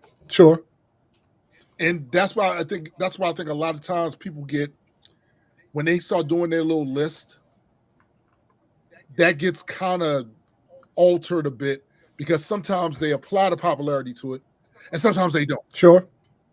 Right? They'll give it value if a lot of people like this. But people who come from, the skeptic arena will be like, that's an appeal to popularity. That doesn't necessarily mean just because a lot of people liked it that it's objectively good if you go off of certain metrics. So this is completely subjective, what I'm about to say. I feel like you should take popularity less into account, except for the undeniable ones. When something has reached a top 2, I think it has to be considered. Not to say that it has to have like the highest weight or anything like that, but I feel like that has to be considered, because I often have conversations with people that like to discount shit just because it's popular. Because it's popular. Yeah, like I hate that idea. That concept, especially in genres that aren't rap, that concept is faulty as fuck, because it is the barring industry manipulation, which we can't prove unless somebody admits it. That is a skill. It's a skill, but I agree with you, but I need to put some caveats in there. Yeah. It's not all the time about the bars. Oh, agreed. There are certain note progressions that are very popular with the masses. And if a song utilizes some of those things, it increases the odds. Right, but that people like. On top of that, beat selection is a part of being an MC. 100%. So you're not a producer, but you rap and you can't ever pick good beats. or put Yeah. somebody in your camp that knows how to pick good beats. Right. That matters. That does. I feel like that fits into Gray's 5-tool theory. Because, like, don't get me wrong, I'm not a beat guy. Like, I'm not the guy that is like, oh, that beat was terrible. Well, if it's truly terrible, that's one thing. Like, if it's some shit, I'm definitely a beat no, guy. listen, if it's some shit, I'm absolutely, I'm probably not gonna get through it if it's some truly some shit. But like, if we talking about a beat that's a 6, that's above average. I'm fine.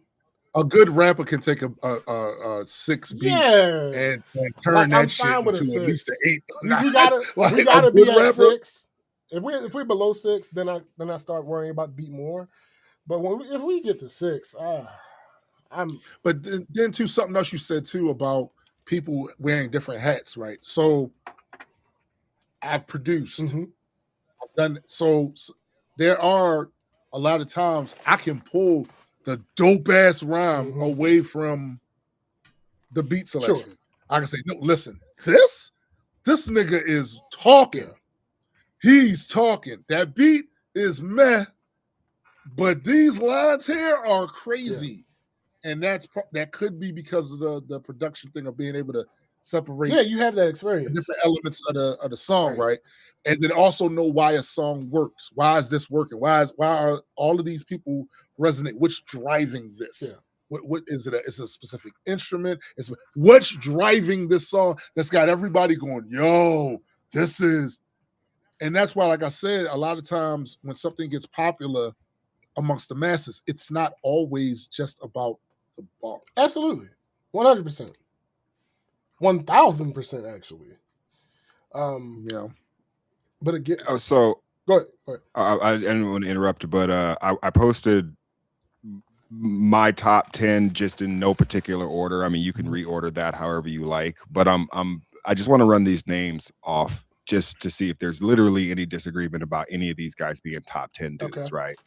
Any order you figure does not even matter. But M, J, Ra, Nas, Cube, KRS, Andre, Black Thought, Big Daddy Kane, Cool G Rap. Are we talking about subjective or objective?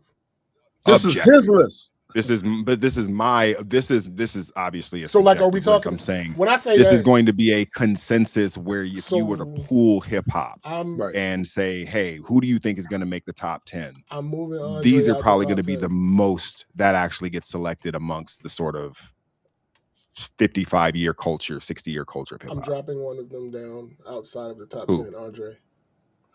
That's fine. 3 steps. I know why you did I'm that. Dropping 3 steps. This is recent. Yeah, this is recent. But This is recent. Here's a year ago, I would have never said that. Nope. Here's the next 9 though.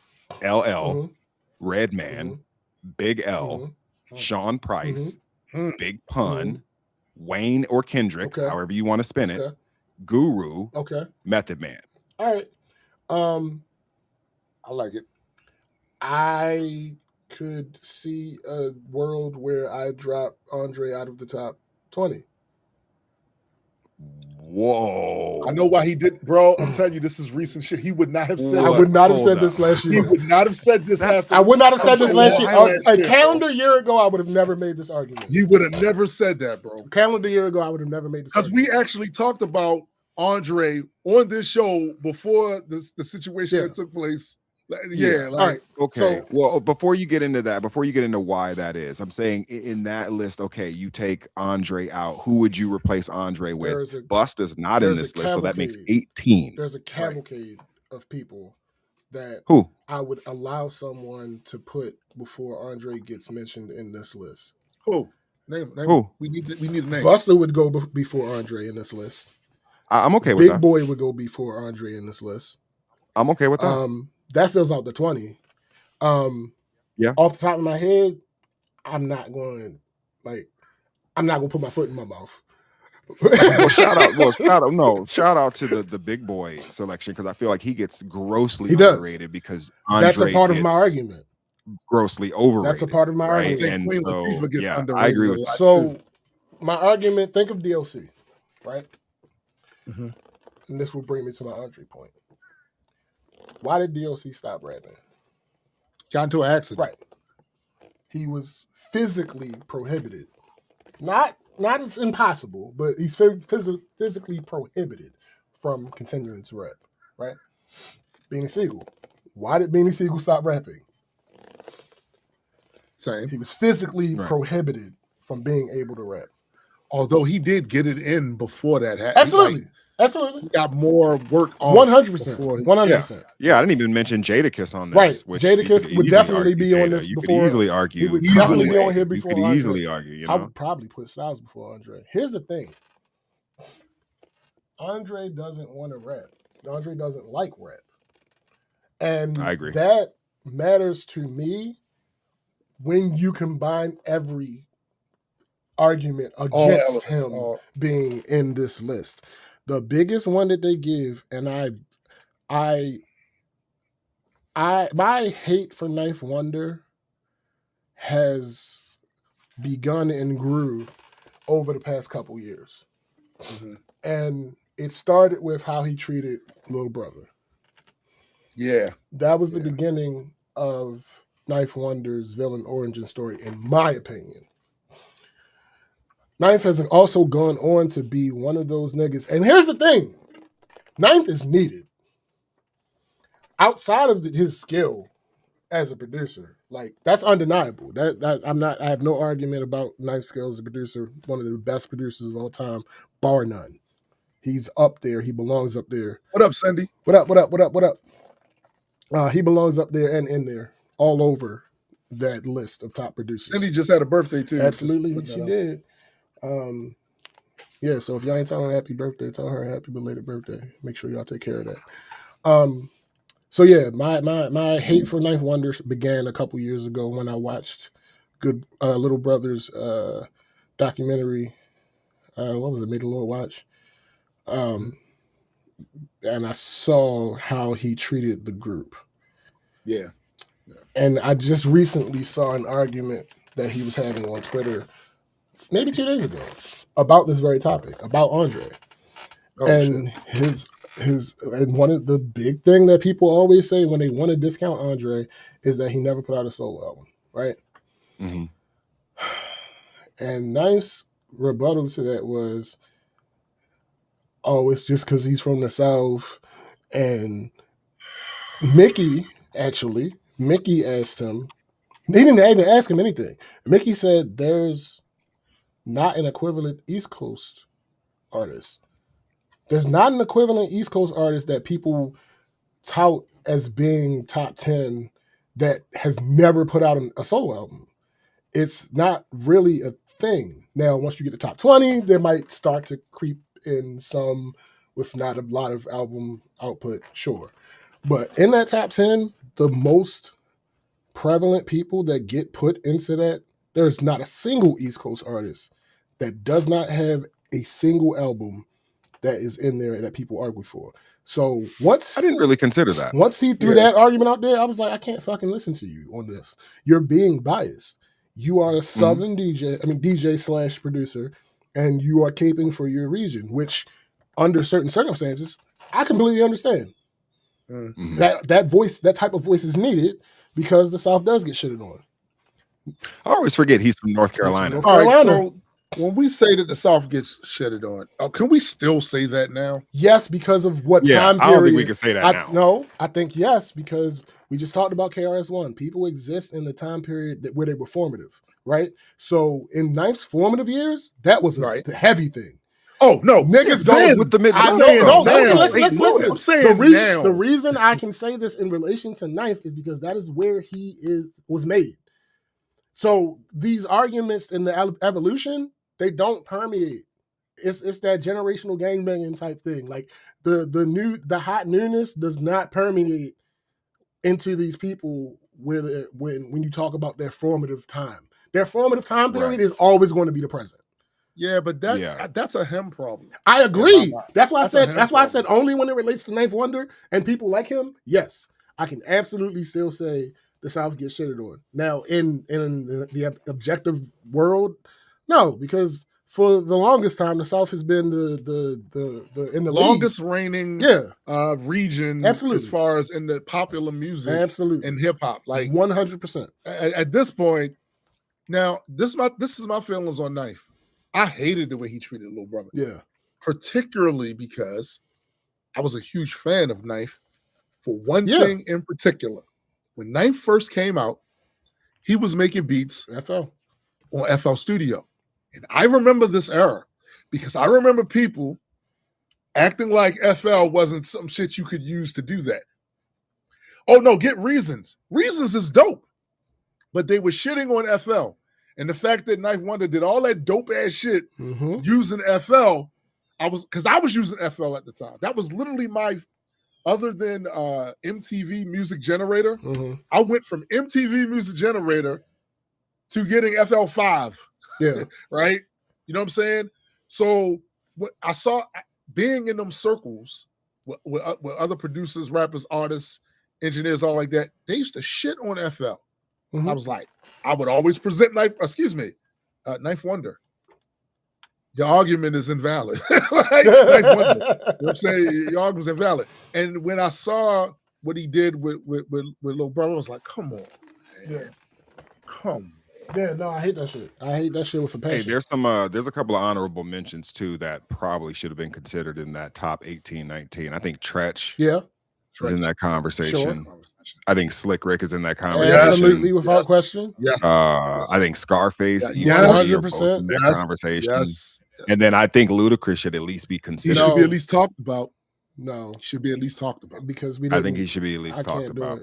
Because I can. Because of what he just did. His thing with T.I. sealed it. I think he showed his capacity for a battle. I would have never made this argument before this week, but fuck Ludacris.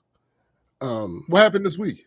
It was the topic, but I was gonna say title of the show. So I don't know. All right, I'm not gonna do. I'm not gonna do it. I'm just going because I like this conversation much better. Okay. But I'm just going cliff noted real quick. Right, okay. Basically, he was on a poster for one of them MAGA tours.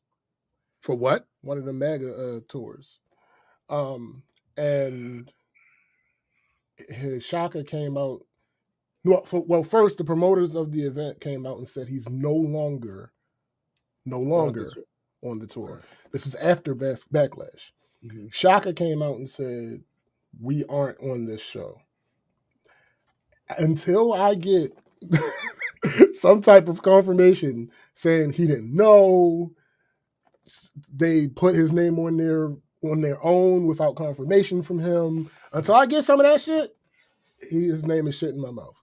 Maybe he didn't even think it was that. I think I did hear him say something to that effect. Like he didn't know his name was supposed to be associated with that particular event. And once he realized, he apparently pulled his, he pulled out. That's what I heard. Was it that he didn't know that it was that particular event, or did he not consider the ramifications of him being on an event like that? I need to know that right now. I need to know that now. Before I find that out, his name is shit in my mouth. Well, here's what I will say about that. Someone like him who is now transitioned from a musician to an actor full time, right? He's got an agent. I'm sure that agent probably books him for all kind of stuff. Sure. He's not really in the loop to sort of authorize, and then he says later, right? Okay, yeah, right. He's not. Yeah, but he's always had a manager though. Shaka, no, for Shaka sure. Zulu And I'm arguing maybe if there is a world where he didn't know, it's in the crevices of my agent booked me for some shit I didn't know. And if once I hear that, it'll be different. But until I hear that, fuck him. Fuck Chris Bridges and everything he stands for. So that's the only reason I'm giving pushback on Luda. But what about those other Andre people? thing? No, I'm not pushing back on any of them. But the Andre argument is the nigga don't like rap. He don't like rap anymore. I can say they honored. It's already bad enough that hip hop doesn't get the recognition it deserves. Period. Mm-hmm. So even when it was the most popular, right? At one point, so for one of the most quote unquote prestigious institutions in the world to honor Outkast E40. and you show up and you can't be bothered to perform? Yeah, that left a bad taste in my mouth. I ain't gonna lie. You can't be It did. bothered to perform? I can't. Well, That's Go bad. ahead, there's something defend it. else about him too. There's something else about him. It never really sat well with me. And there's a couple of people in hip hop who are like that. I feel like Dre kind of sounds like this at times. Dr. Dre sounds like this at times, where it's like they're so resentful of hip hop. Yo, And they're just so Yo. resentful of Yo. growing up in hip hop and then Yo. getting older, and now Yeah. they're older, and it's just like it Yo. ain't cool to be an older person in hip hop. And it's just like, bro, why are you shitting When on am us I gonna like that, rap bro? We about a live this shit. Would you colonoscopy? expect us not to get old? Yeah. Like, Andre, what the Huh? fuck you said? When am I rap about colonoscopy? No, nigga. Yeah, the whole colonoscopy thing was so weird to me, bro. it's Who not are what you were rapping fucking about. cooning for, bro? What the fuck? I'm older than him. Right. And I was still Where's your rapping about 444 stuff. album? Like, Where's your 444? How old is he? album? Bullshit. Andre, Yeah. Andre 50. Mhm. Might be 52. Yeah. Mid-50s. Maybe 52. I'm older than him, and I still managed to find other things Right. to rap about. Other Exactly. Like, I don't want to hear What that the fuck are you bullshit. talking about? Like, you literally Yeah. didn't once Outkast stopped being a thing, you didn't stop rapping. Yeah. So that idea is flawed. Honorable mention, Master Ace should have been on that list somewhere. Yo, this nigga. This is one thing I'm gonna say about Master Ace. Master Ace was not truly appreciated the way he should have been, in my view. But when he went overseas, they appreciated his ass. Sure. I watched a whole little video where he was over there in Italy and walking down the street, and they just Master Ace was he has the so best tribute nice, song bro. of all time. He has the best hip hop tribute song of all time. Son of Yvonne. Oh yeah, I remember that. I remember that. But you know what one of my favorite songs of his is of all times? Jeep ass nigga. yo, that was one of my it just had that. He was dope, man. Yeah. I feel like he should be on that list as well. You know, and I'm sure the Drake fans are probably like, Drake should probably be considered to be on that Top list. 20. That ain't got nothing to do with me. Top though, 20. No, wait. that's fine. Let me I'm be saying fair. I'm saying consensus. Yeah, we're I'm saying consensus. we're not talking about our personal list. I would and accept to an be argument. fair, you might even argue J. Cole might even be in that top 30. I would argue that Cole is above Drake. And niggas, if you've been listening to this, you know I don't even rock with Cole no more. But yeah, I would argue that Cole's above Drake. Cole just dropped something. Cole just dropped a song. It was cool. He dropped something. I know he's getting ready to drop a project. Yeah. so. Yes. Yeah. But see, now they're getting ready to age. Essentially, they are in their last years of sort of being hip hop relevant as hip hop pertains, because you know hip hop only give you 4 goddamn years, so Which if is you the last anything dumbest, longer than that, bro. It's so dumb. I think it's silly, but whatever. I think it's been shorter now because of the sort of micro media age and stuff like that. Hold up, wait. Okay, stay. Don't move on. Keep going. I can hear you. God damn it! I disagree. The reason I disagree is the same argument that I had last week about marriage changing relationships. I think that these niggas is about to age out because these niggas believe they are being aged out. I think that if they continue to drop music at a relatively decent rate and at a good quality that is consistent with their average, that they would continue to be major figures in the hip hop landscape. Because you don't have to keep the same fan base. You just have to keep similar numbers. You don't have to keep the same fan base. You just have to keep similar numbers. Jay-Z's last album did as well as most of his albums. Kanye is still putting out music that is commercially viable, even with all the bullshit that he does. I think Which is it's crazy. insane. And Kanye That's is a insane. part of the reason that I have this idea now. Before I would be exactly where you were. But I feel like it's only a thing because we make it a thing. If somebody wants to buck that trend, which we've shown, it works.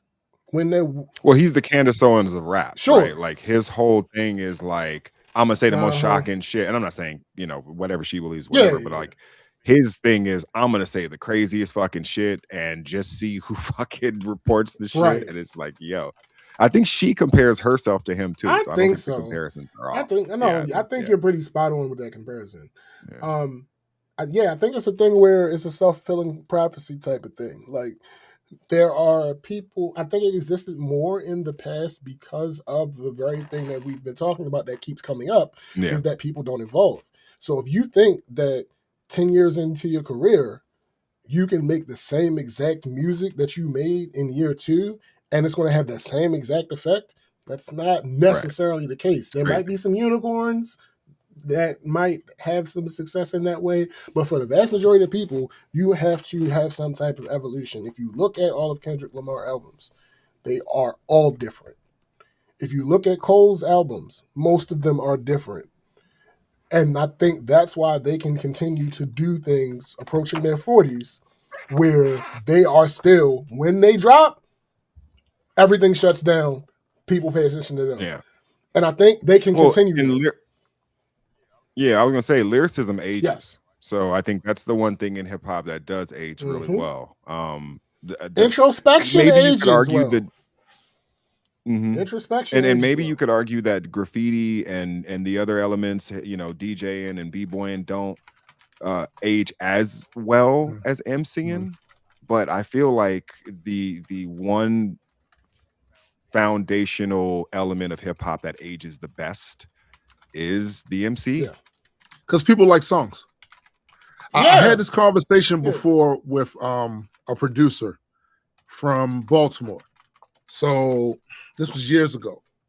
And he produced the album. It was a club banger. It was the first club song to had gone platinum. He produced that. I never forget, we was in his studio. By the way, he was still living in the projects when that happened. He was still in the projects. And he said, yeah, man, I feel like if I could get more in this genre to pop like that, this could be. And I said to him, I don't think that's ever gonna happen. And he said, why? Why do you think that? I said, because people like songs. And a lot of the club music at that time, at least, they weren't songs. It was a lot of repetitious phrases or whatever, no real verses. And it would always, of course, swing back to something that you could consider a chorus, I guess. Mm-hmm. But overall, it wasn't a song. And songs become the soundtrack of people's lives. People literally track what era of time of their life, the moment they hear a song from their teenage years or a song from their 20s or something like that. And because that format, I don't think it lends itself, at least at that current iteration of it, I didn't think it lent itself to that. People like songs, bro. And if you are an artist who still feel it, you still feel the need to do that, you can continue to write songs up until your goddamn 70s. Mm-hmm. All right? You can continue to write songs. You know, I think some of the problem is, though, that a lot of the rappers we're talking about, they just fell out of love with the process. Yeah.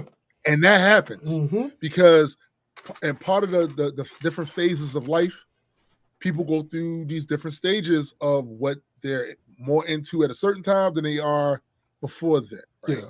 And then if they were in it because they had this personal thing about they wanted to prove to themselves that they could get big or they could get respected for it or whatever. And then once they accomplish that, if there's no other brass ring that they feel like that they need to, some people just go, and they go into acting. Yeah. Right. Or you do some other shit. You know what I'm saying? Real quick, Discord, if you're talking about Ozzy Osbourne, that's different. It's much different in rock and roll. In rock and roll, there is that doesn't exist. What's that? This aging out idea. We can call it ageism. Yeah, because that's literally right. Yeah, that doesn't exist in rock and roll the way that it exists in hip hop. So I think he's saying Ozzy fell out of love with the process. Oh yeah, Ozzy found a lot of process. Yeah. But that's literally just because he decided that the ageism thing doesn't really exist in rock and roll the way that it does in hip hop. All right, so I have a list. Oh, let me hear that This list. list is, remember, people who are commonly considered when people are building their top 30.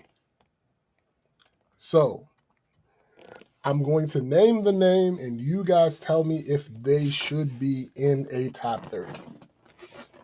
Okay, I like it. Hip Hop Mansion. Yes. 30 Notorious Roots. B.I.G. Yes. Tupac. Yes. Jay-Z. Yes. Nas. Yes. God MC. Rakim? Yes. Yes. Of course. Kane. Yes. LL. Okay. I'm gonna say Yes. yes for L. KRS-One. Yes. Yes. Slick Rick. Yes. Yes. Scarface. Yes. Black Yes. Thought. Yes. Yes. Everything has been unanimous so far. Let's see if we can get some dissension. Oh shit. Okay. Q-Tip. Oh shit. Who? Q-Tip. Yeah. Contributions. I'm looking at contributions. Yes. Yes. Yes. Wow. Jay is look, he Yes. knows, dog. Yes. I'm gonna have to fall on this sword. I don't think it's a top 30 Okay. dude. All right. I don't think it is. Do you want to share why? I just think for the very reason that you brought up about Busta oftentimes using a lot of filler, Okay. I just have found his verses to be extremely basic. So wait a minute. So hold on. basic So we're talking just rhymes? No. I'm talking No. contribution and We all are of that. talking about this amorphous, undefinable top 30. We're not putting Okay. a specific Okay. Well, I'm keeping Q-Tip in for me. Okay. Yeah, and if I have to qualify it, I don't think he deserves in. And I feel like I have to qualify and say as a producer, so I'm just going to say no. I'm just going to stand on it. I'm going to stand on business. I will say no. repeat because I said it already. Q-Tip and album and Busta's album, amazing. All right. Where we at? Common. I love me some Common. There are days I think Common is the second greatest rapper of all time. Then there are other days. And there are other days. There are other days, bro. And then there are other days. There are other days. I'm not putting Common in there. One of my biggest problems with him is when he's at his best. Yeah. But when he's not, he's using black empowerment cliches as bars. Okay. So okay. That don't. I'm gonna disagree with my big brother here. I'm going to allow Common a room in the hip hop. Okay. And here's why. All right. I think him taking a head up fade with Ice Cube in Ice Cube's prime and not exploding into cosmic That dust. does matter. It does. That does kind of matter. He is also think, the only respected, and when I say respected, y'all know what I mean, MC to lose a rap battle with Drake. That's fair. Lose a rap battle with Drake. Yes. That's a dubious distinction. Yeah, that's a dubious distinction. You know, but Drake's got a couple of titles. You're right. I mean, obviously, yes, you're right. You're right. He does. That's why I had to qualify. That's why I had to qualify. To be in there for a loss is kind of crazy. He's the only respected, and again, respected with air quotes. You know what I mean? Yes. Artist to lose a rap battle with Drake. Right. Well, so he lost to Drake, and he also probably lost to Cube. Yeah. Right. I mean, but I'm not as mad about the loss to Cube. If you want to say, he Cube lost is an all time. Then in that time period, and trust me, a lot of people would have lost the. Yeah, a lot of people would have lost Ice Cube in that era. Absolutely, no one wanted the Cube smoke at that time. I mean, he was raw with it. You know what I'm saying? And all right, so go ahead. And he was aura farming. Like at that point, there was a certain point where Cube was literally he'll walk in the room, and it screamed authenticity. Right. It's like, Yeah. Facts. All right. Big L. Yes. All right. This is going to be controversial, but not. I already know what you're gonna say. But I think I know why you're gonna say but it. not amongst this group, because I'm pretty sure I know the answer for this next person. But I understand both arguments. I still agree with what you guys are going to say. Lauryn Hill. Oh man, this is gonna be super controversial. Holy shit, bro. Holy God. This has always been a conflict. Let me before y'all say something. Mhm. Lauryn Hill is the female equivalent of Andre 3000. You son of a bitch. I'm glad you said it. I'm glad you said it. This has always been a conflict for me because I don't think she did enough rapping, in my opinion. I wanted to see her do more rapping. Mm-hmm. But then on the other end of that, the rapping that she did do Mm-hmm. was dope. All right, so Like, it was dope. again, you're talking about enough rapping, right? Yeah. Now listen, to spoil some of the list and to go over some people we talked about, Mhm. Biggie is on this list. Big L is on this list. Yeah. There are several people on this list who have not done, quote, a lot of rapping. Also, Blunted on Reality was a full album. Lauryn has always been the feature MC of the Fugees. Yes. Blunted on Reality was a full album. The Score was a full album. Yeah. Miseducation was a full album. Now, it's Yeah. not mostly rap, but she raps on I was gonna that say album. that's an R&B album. Yes. Okay. But this is what I'll put into that, and the reason why I think my exceptions to a lot of that still stand. Mhm. We already previously said that this is about the amorphous thing, right? Yes. Biggie brought the East Coast. Sure. I gotta count. Absolutely. I gotta count for Absolutely. something. Absolutely. Right? I gotta count for something. Absolutely. Right? You know what I'm saying? So I feel like I wanted to hear more rapping from her. Okay. And my instinctual feeling is that I wanted more raps, Mhm. and I didn't get that. So all her other accolades aside, all the other amorphous stuff, Mhm. I don't think it quite.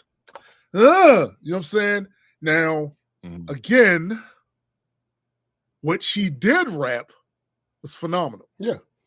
I love the way Lauryn rapped. And you got to put it in context of the other rappers that was around at the time too, right? So she stuck out. Mhm. She did. She 100% did. I don't think she rapped enough. Just for me, I don't. Okay. So it's a no for you. Yeah. Gray? Man, I look at Lauryn Hill. Okay, so I'm going to say something I've said before, and a lot of people think it's a hot take. I don't think it's a hot take, but I also don't put this person in the top 20 or top 25 or top 30 of rap either. Right. Weird Al Yankovic. Now, Weird Al is an incredible musician. Correct. Right.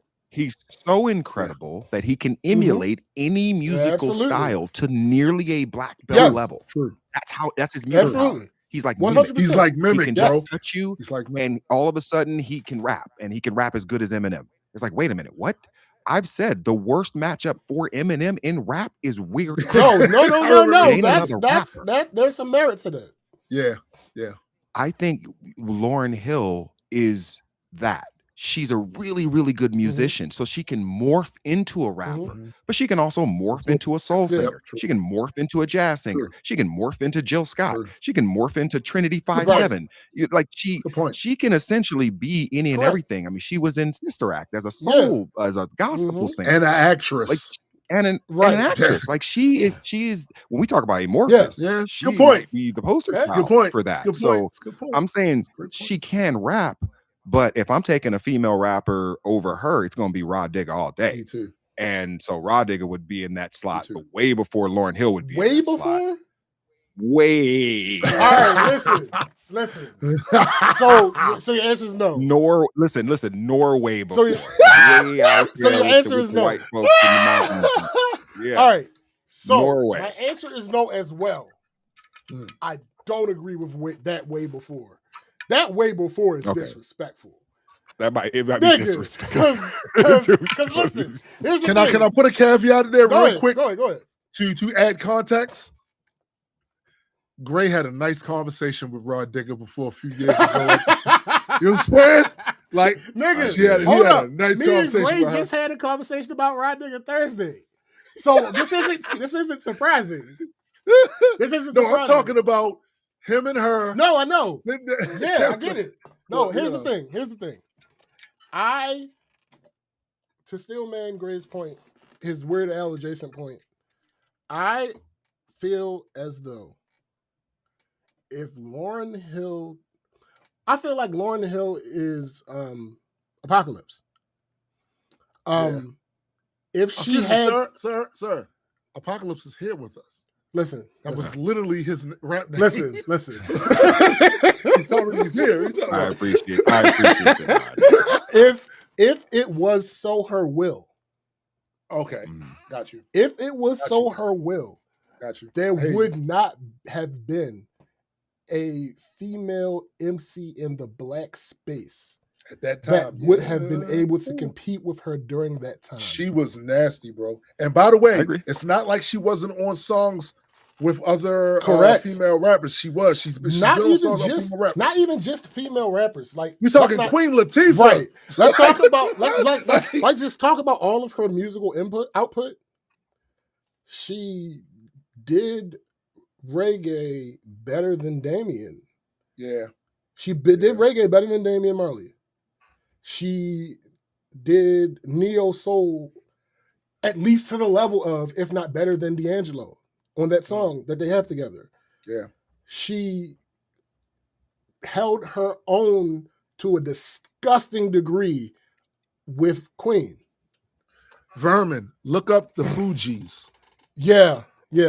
I'll show him some stuff. I'll put them up. That return verse that she had on that Nas album, Crazy. outside of the bullshit that Crazy. she said about waiting, people crying about her lateness, it's outside of that part. Right. That verse, Crazy.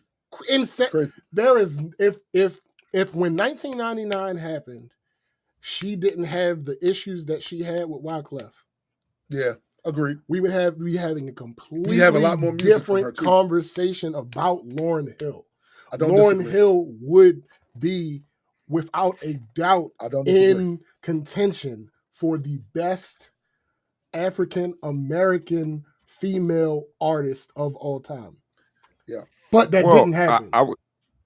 I would go even a step further. Had she really dove into that water, I think she would have broke into Michael. the top I 20 agree. male or female. Michael, Prince, yes, I absolutely, agree 100%. 100%. She had that level, that high of a ceiling, Yes. right? She had that high of a ceiling. I don't disagree with All that any being of said, it didn't happen. But you have to do it though. You have to do Agreed. You it. have to do it. You have to do it. Yeah, it would be like combining Nate Dogg and Nas. Nigga. God damn. Yo. It'd be And, like, and throwing that's in what she like was. what's that that R. Kelly adjacent Joe. Joe, Oh, Joe. It would be I like Joe. combining the I three of remember them Joe. Yeah. and setting them loose amongst the world. Like, what are I'm we telling talking you. about? So again, So, I still agree. No, mhm. it just hurts me as a what if. Me too, because I agree. I was fucking with them so heavy at that time that Fugees, when they first came, I was like, yo, this is crazy. It was so different than everything else that was out there at that time. Yeah. And then she did a solo show. I'm like, Sean yo, P, did you do that on this purpose? girl. Sean P, did you do that on purpose? He said Gray will give some education on Lauryn Hill.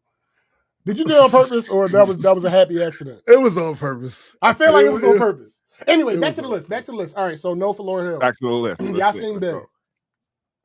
Oh, Mos Def is one of my favorite rappers of all time, so I'm biased. Top 30? I don't think he's Yes. top 30.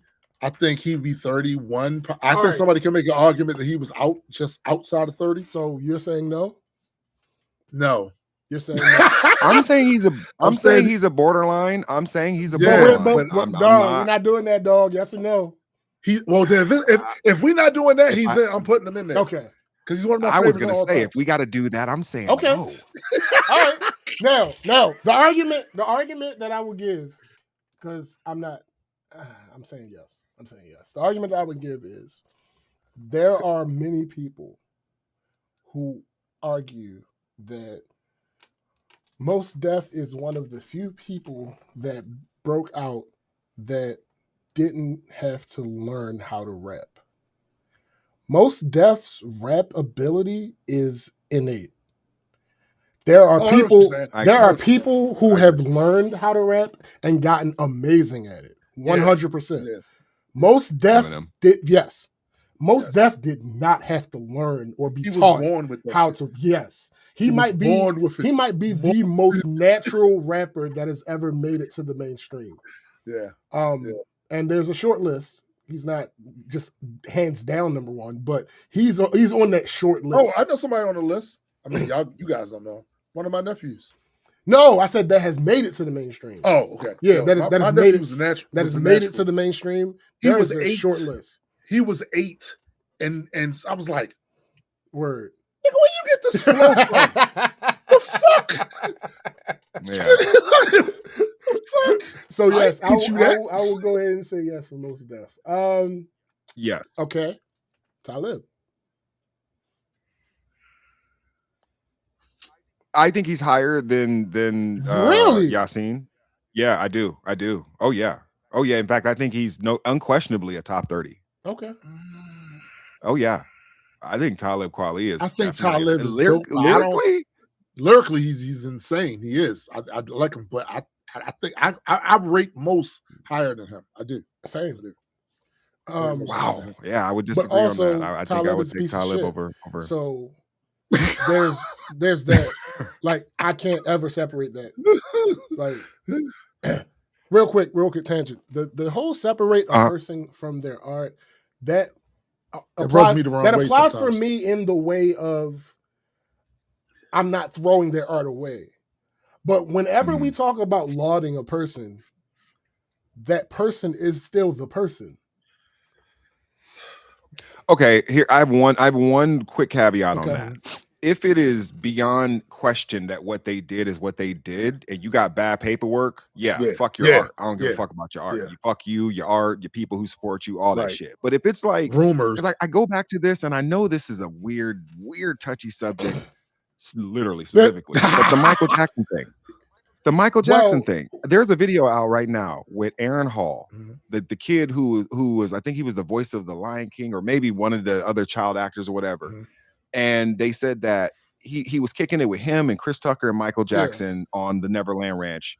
And he came home and his mom was sitting in the hotel room with like some FBI agents, and they were trying to coax him and coach him into fucking saying that something happened. He was like, what do you want me to say? That something actually happened? Nothing fucking happened. For the Michael Jackson thing, I feel like he has been exonerated.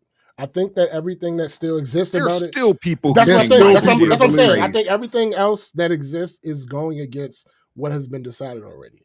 So I appreciate that example, and I also don't include any of that crazy shit because I feel like he's been exonerated. Can we just do one thing though? Like the point that you made earlier, SPJ, about separating the artist from the art. I gotta say, and maybe it's me. My art is me. Yes. The shit I talk about in my shit. Yes. That's me. Right. That's me. So I'm glad you said that because I was about to give the example that I always give. R. Kelly. Right? I listen to R. Kelly when R. Kelly is not being paid. I've had YouTube Music for years, and there used to be, I don't know if it still exists, there used to be a feature on there where you can upload your own music to YouTube Music, and you can play that back on their platform. In those cases, those artists are not being paid for your listening because it doesn't track that it's that person. Not part of their, right. Yeah. So I was a big R. Kelly fan when I originally did that, and that was before this second wave of proof of the type of piece of shit that he is.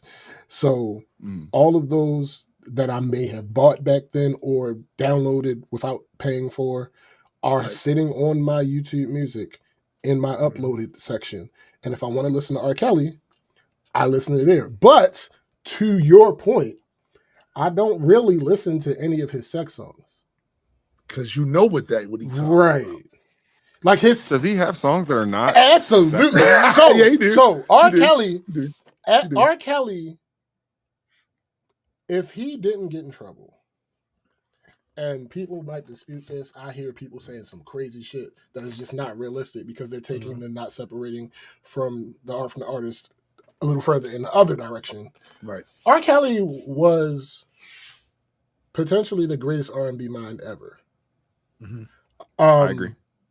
And yes, Happy People, not about sex. Yeah. Step in the Name of Love, not about sex. Yep. I Wish, not about sex. Mm-hmm. When a Woman's Fed Up, not about sex. Believe I Believe I Can Fly, Believe I Can not Fly, about yep. sex. Not about sex. Damn. He Saved Me, You're so right. not about sex. Trapped in the Closet, it's a guilty pleasure. It's a guilty pleasure. That's about sex. It's That's about It's sex. not about sex. That's It's it. about cheating. It's about sex with somebody No, else's listen, wife. it's not about sex. Cheating. It's about cheating. I can make the distinction there. But the point being, he has a lot of music that is not about sex, and Right. Yeah, those it's a good point. are actually even before the second wave of trouble, because I keep having to remind people that if you're Tombstone's age, there's no excuse for you. Did your boy dirty? No, I'm saying that because when this second wave happened, That's right. there were people talking shit about my generation. That's right. Because we all knew that he was. That's right. Nigga, I was 7. That's right. The adults in my life were still playing R. Kelly. It wasn't my decision. I wasn't privy as a 7-year-old. I wasn't privy to all this bullshit. I saw And the jokes. But I didn't fully understand what the shit meant. Like that wasn't a thing. So as my fandom of him grew, it wasn't that. And then as I started becoming an adult, I started reminiscing on some of that shit, and I'm like, oh, this ain't right. But then that second wave happened. Once that second wave happened, from my mouth, it's been fuck R. Kelly. Listen, Chrissy just said, yes, Tim. And that's why it's hard for me with R. Kelly, because I cringe at some of the lyrics. I still love the songs, but they make me cringe now because I'm like, sir, you're talking about little girls. And here is the line for me, which is why I can't separate off my. I am a father. I raised a little girl. Listen. Facts. I can't. Facts. I can't. I get it. And that's what I'm saying. I don't listen to his sex songs no more. I can't. I can't. I have one point of order to make as well. To your point about him being the greatest mind in R&B, I would even go one step further. I know that's true, but he can read music, and that is a skill, right? He was probably the artistic spiritual successor to both Michael Jackson and Prince. 100%. The biggest difference, the biggest pushback somebody will give you with the Prince thing is R. Kelly didn't play a bunch of instruments. But outside of that, yes. One second. I got to get this in. Hush, McKenna. Go ahead. But hush. Chrissy said the first show she was ever on with us was Unpacking the R. Kelly doc. Yeah, I think that was. Surviving R. Kelly. I think that was the first episode that Chrissy came on the podcast when we talked about that shit. You're right about that. You're right about that. Back to the list. Back to the list. So we did Talib. Back to the list. Eminem. Yeah. 3 Stacks. No. Tim? No. Big Boy. Yes. Fuck it. Yes. Somebody got to carry that legacy. Yeah. Facts. All facts. Well, you literally swayed the argument after you told me how much he doesn't care about hip hop, and I'm like, yeah, bro, you really don't care about this. Yeah, I agree. Q. Oh yeah. Calvin Brodus. You know, I always kind of avoid this because I feel like it gets into this kind of real question about like skill and how dope is skill in somebody. I think Snoop has a real skill set at like just having great rhythm and timing and a great voice and all that type of stuff. But like when you compare him against the entire Lexa, even his proto successor, Slick Rick, it's like he is a little bit of a distilled version of that. So I would say no. I would say no. But I would also give a great respect to Snoop for what he has done, not only for just West Coast hip hop and making it more lyrical, and demanding more out of the lyricism of Yeah. people, because now there is an expectation. Mhm. If it wasn't for Snoop, I don't think get the Nipseys and Mhm. the Games and the people like that that came out of that. Absolutely. So I'm not disregarding his legacy, but he'd probably be like 32, 33, So 34. this is my thing about Snoop. One of the things that I respected about, there was a freestyle cipher going on, and there was people there that arguably had better writtens Mhm. than Snoop. However, because I come from the era I come from, them niggas ran out of rhymes. Mm-hmm. Yeah. And Snoop said, "Damn, it's back on Big Snoop again." And he started rapping. And I said, "Yo, I Yeah. come from the era where, yes, your rhymes must be dope, but you must also have a lot of them. Yeah. Because it's a marathon in a Mhm. battle. And I agree. if you run out of rhymes and this nigga's still going, Mhm. I get it. One thing I will say is, I would say it's borderline, because there are people who you have not mentioned, who honestly, as much as I am a fan of them personally, I think they personally are the greatest rapper of all time. They have not been mentioned, and if they were mentioned, I would probably say That's no. fair. Snoop would probably Same. get in before Cannabis would get in, Sure, fair. and that's. Cannabis is literally my Right, sequel, and right. somebody I Yeah. think is the greatest rapper Right. of all time. But if we're talking about consensus here, Yeah. that's what we're talking about. You probably are going to get people who are going to say, "Yeah, I'm taking Snoop over Cannabis." All right. One of my transformative inspirations is in the list already. Slick Rick Mhm. is in the list already. Mhm. One of my other ones is not. We haven't mentioned Dougie Fresh. Right. He's not in there. That's Right. true. And I wouldn't put him in there. Right. Right? I wouldn't put him in there. But he That's is. why I didn't say Q-Tip. Right. Fair. That's fair. That's fair. Fair. That's fair. And I'm not knocking. I don't knock Q-Tip. Right. as That's a not what this producer. is. Absolutely Right. incredible, Yeah, right. but that's not what That's we're talking look, about. that's not what this is unless we explicitly say fuck this person. Right. And Right. both of you Fact. said no. And fuck Snoop. Yeah. Right? Because I don't give a fuck about his legacy. Now, I will still man him. There are 2 or 3 hip hop albums that solidify the artist's spot Nigga. in a similar type of list. Now, What I we not understand gonna y'all do said no. Is However, is act like his first Doggy album. Style, we're not going to act like Doggy Style didn't shut the game down. It did, yo. Another I remember, of these bro. same albums is Get Rich or Die Trying. It came in and it shut the game down. Yeah. So, Yeah, we haven't even said Yeah, right. he said yet. 50. so, Yeah, he said 50. so anybody that says yes to Snoop, I'm not mad at them. It still fucks Snoop all day. Me neither. Yeah. Listen, I the first one to tell you that whole era right there, I was in my West Coast shit. Yeah. I ain't gonna lie. Mhm. I was in my West Coast shit. Me, a lot of my friends, that's what, yo, to the point we would kind of dress in West Coast at that point. like we was in that. Hey, I get it. Our shit swept the Yeah, nation. yeah. I will say that. I mean, I've- all of a sudden there are Bloods and Crips in Baltimore and all kind of Bro, crazy I'm shit, wearing so. the shirt with the button. Yeah. Up. Listen, I was on Yo, my West Coast yeah. shit. So- then. But then and I know you got more people on that list. There are people I feel like you do have to sort of try to analyze the entirety of their Yes. impact, right? Yes. And not just say, okay, this That's how I person feel as too. a Because here's the rapper. thing. His You know. his Trump affiliation and all that other bullshit aside, right? I'm notoriously not a Snoop Dogg fan, right? He's not. He would still have been on this list. I still would have Right. said yes to him. I don't Interesting. think that Snoop is a good rapper. I Yeah, have never thought yo, that Snoop is a good rapper. If you I go have back an to some of our entire old video. episodes, I have an entire one video. of the reasons he disqualified Snoop is Snoop spells his name. Yo, this nigga is so crazy. I have an old video analyzing Drop It Like It's Hot, where I tear Snoop a fucking new one because the best verse on there is Pharrell's. Like, Yeah. I do not think Snoop is a good rapper. I think Oh, and Snoop is a good artist. That is actually the video on your channel with the most views. It's one of them. I don't think Snoop is a good rapper. However, without the Trump shit, he would absolutely be on this list for me. But Because of impact. yeah, You're saying absolutely. impact No, included with that Doggy Style alone. If he Yeah, had but- put out Doggy Style and then never put out another solo album, but kept rapping, he'd have been on this list just for that.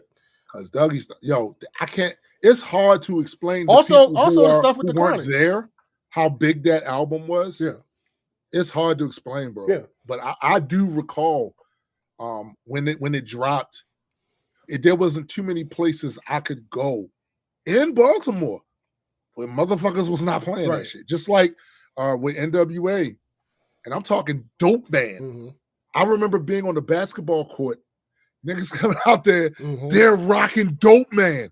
Like, facts. Nah. All right, back to this list. Busta Rhymes. All right, what do you got? I have him there. I understand the arguments as to why he wouldn't be on there, but I got we're talking 30. We're talking 30. Yep, he's in there. Tim. Who? Busta Rhymes. Yes. Okay. Method Man. Yes. Yes. Redman. Yes. Yes. Ghostface. Yes, I like Ghostface a lot. Top 30? Nope. Okay.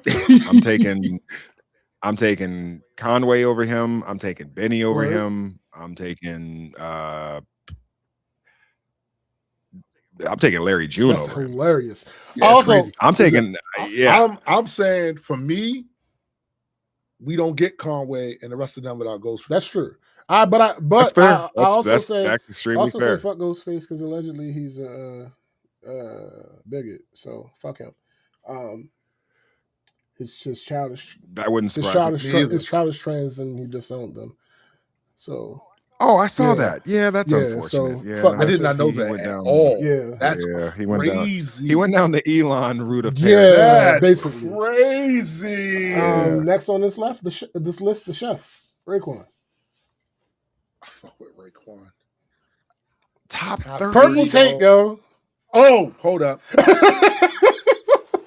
Only I don't built know for why Cuban that's on links. my mind, but He is dope. I'm not gonna Yo. lie. Raekwon is dope as fuck. So I just That I mean, Purple there's Tank not enough alone Wu Tang in this to list. me. There's only like 2 people from Wu Tang in this list. I'm probably gonna say because Yeah, I'm a huge Wu Tang fan, but I don't even think he's the dopest, out of the Wu Tang Sure. guys. I don't Like, either. I think, I don't either, but yeah, his output. I think has Jizz is been- probably the illest. Okay, so it's a yes for both of you. Oh, that's a good side question. Who What do you think is the dopest out of Wu?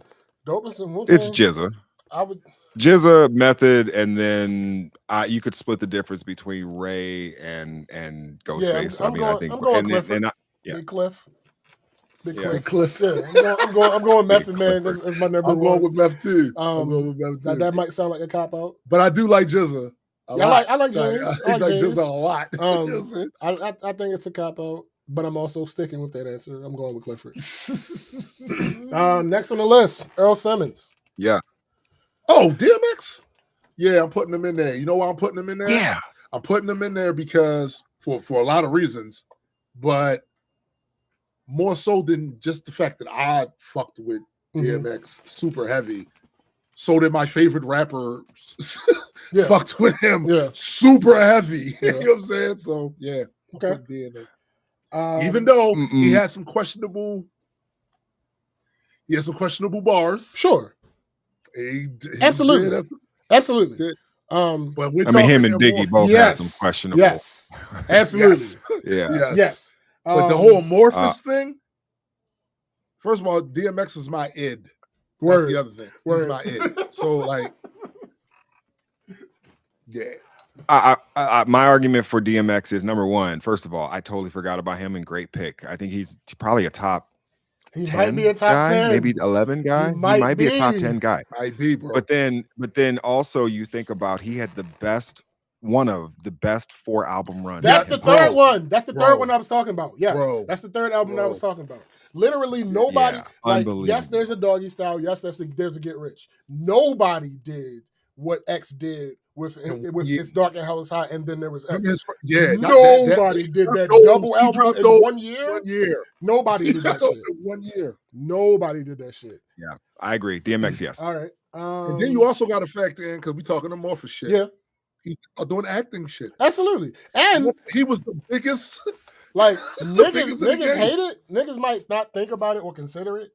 DMX was probably the first mainstream soul rapper. Street hardcore ass nigga who He was a basically soul stayed- rapper. Yeah, yep. True. That genre True. doesn't even really exist. That's He true. was Yeah. a soul rapper. Yeah. Like, it's the craziest thing. There's really nothing. Also, there's really nobody that you can compare to him. There are people after him that took elements of his style. Nigga, But I even used them- to, I used to rap with two people who were student. They were DMX students. Right. And you could tell by the way they rap. Yeah. Right. I would even go as far as to say is that DMX is the closest to the, you always talk about either wrestling or sports Mhm. comps. The closest comp to DMX is Kobe Bryant. I Whoa! can see that. Please break that down. Well, okay, so like obviously they both had sort of like end of life like circumstances where we remember them far more about how they died as opposed to how Sure. they lived. Maybe DMX is a little bit before A that. little bit, but sure. But I just feel like as far as the fans of him, they tend to really higher They do. overrank They do. him, and then the enemies of him or the detractors of him tend to like not Completely rank him under- very Yeah, high. yeah. And I feel like that's the problem issue with Kobe Yeah. Bryant. You can get people who rank him as high as 2, Yeah. Yep. and then people who rank him as low as like Yep. 16. Right. And both And it's just like- exaggerated as a motherfucker. And exactly. exactly. I think the truth is closer to he's East Coast Tupac, Yeah. essentially, Yeah. and has had, the sort of 4-album run. Maybe that's a better comp than Kobe. Maybe That I Tupac can get, yeah. on the East Yeah. Coast in that Yep. run, Yeah. because you could make an argument that like Tupac had a run of albums as well that were just Albums, fucking movies. incredible. Yeah. Yeah. And so, maybe that's a better comp. No, that's the perfect. But That's the yeah, the perfect fact comp. that he wasn't in my top 10 or 15 is pretty crazy Yeah. to me. Yeah, in hindsight, right? Like I said, bro, Yeah, no, for sure. DMX is my Ed, bro. Yo, Like, he's the voice in my head. That's fucking DMX and shit. all right. Yeah. I know the answer here. I would have argued with you about 10 years ago. I know what Oh, y'all gonna shit. say. I would have argued with you about 10 years ago. I can give y'all that argument if y'all want me to, but the next person on the I probably list, already heard it. next person on the list is Kanye West. I'm sorry. Fuck, man. I'm sorry. Listen, I will cop to being biased. I will cop to all of the things. All of the things. All of the things. But I'm not That's putting funny. him. I in there. understand. I'm not putting I him in there. understand.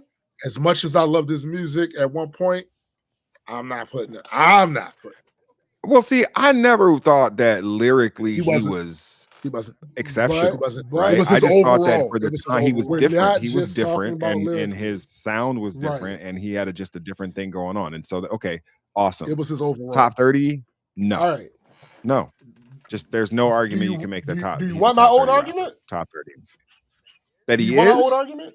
This is his old. I That's do. my This is argument his from old about a one. decade ago. Man, mate. less Before than a he started decade. going crazy. Before he started. Before he started we going talked crazy. about it on the show. Yeah. We talked about it on our. This is my show. argument before he started going crazy. All right. You mentioned the whole producer thing with Q-Tip, so I'm going to leave production out. I'm going to leave Okay. production out to be fair to the conversation that we've been having. Right. All right. This is an amorphous list. We are not talking about just lyrics. Just lyrics, right? And just yeah. So I would never argue that Kanye is the most lyrically gifted rapper. And also, I'm never going to make the argument that he's a top MC because he has ghostwriters. Right?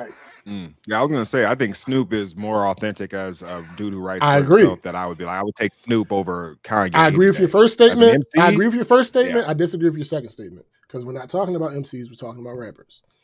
Fair.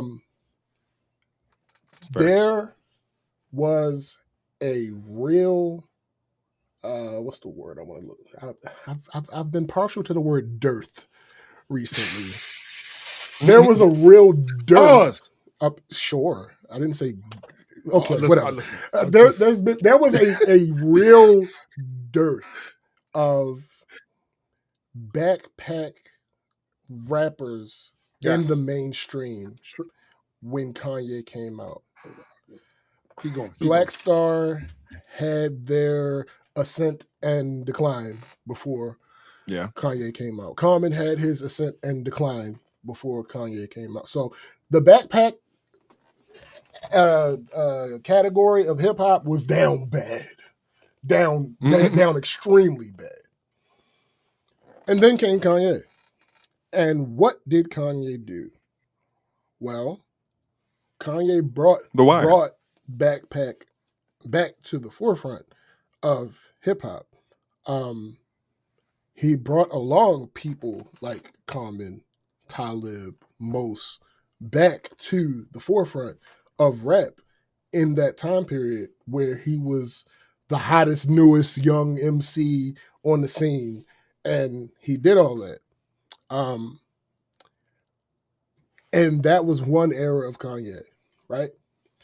Then he did a switch and started doing stadium music. And that was Graduation. When he did his stadium music thing, he was bringing along people like Jeezy and people like Big Sean and all that other type stuff. That's when he made that transition. I will also argue with anybody one-to-one that My Beautiful Twisted Dark Fantasy is in the running for best black music project of all time. Best black music project of all time. I'm not going to fight you if you say it's not number one, but it's in that running in that 1 to 5 category. I think that matters. Also, in the time where all these niggas was going against 50 Cent, because going back to Graduation, all these niggas was going against 50 Cent. 50 Cent and G-Unit was so hot and on top of the game and all that other type of stuff. This nigga went one-on-one with 50 Cent. And 50 Cent spelled out the rules of this battle. The rules of this battle were sales. That was 50's choice. 50 challenged Kanye to this, and he spanked 50's ass. That's a lot right there. I feel like that's top 30 adjacent worthy accolades. And I don't disagree. And if he hadn't made the change that he did and he continued doing shit like that, I think it would be very difficult to put him out of that top 30. So, I mean, honestly, you just made a case for why he probably should be in the top 30. I feel like it because of that early output. Now, no matter how much we like it or not, when he did 808s and Heartbreaks, to say it's not influential would be a lie. Excuse me, I need to put in a delayed pause for the spank 50's ass. Okay, so, that's fine. I didn't think that was a Diddy-worthy comment because of the context. But see, that's the thing. The pause game is you take it out of context. Context. That's true. That's true. But yeah, like I feel like that run from what was College Dropout to the mixtapes to Late Registration, which was College Dropout was. I did this breakdown with Eminem albums before, and then Kanye is the only other rapper who I make this breakdown for.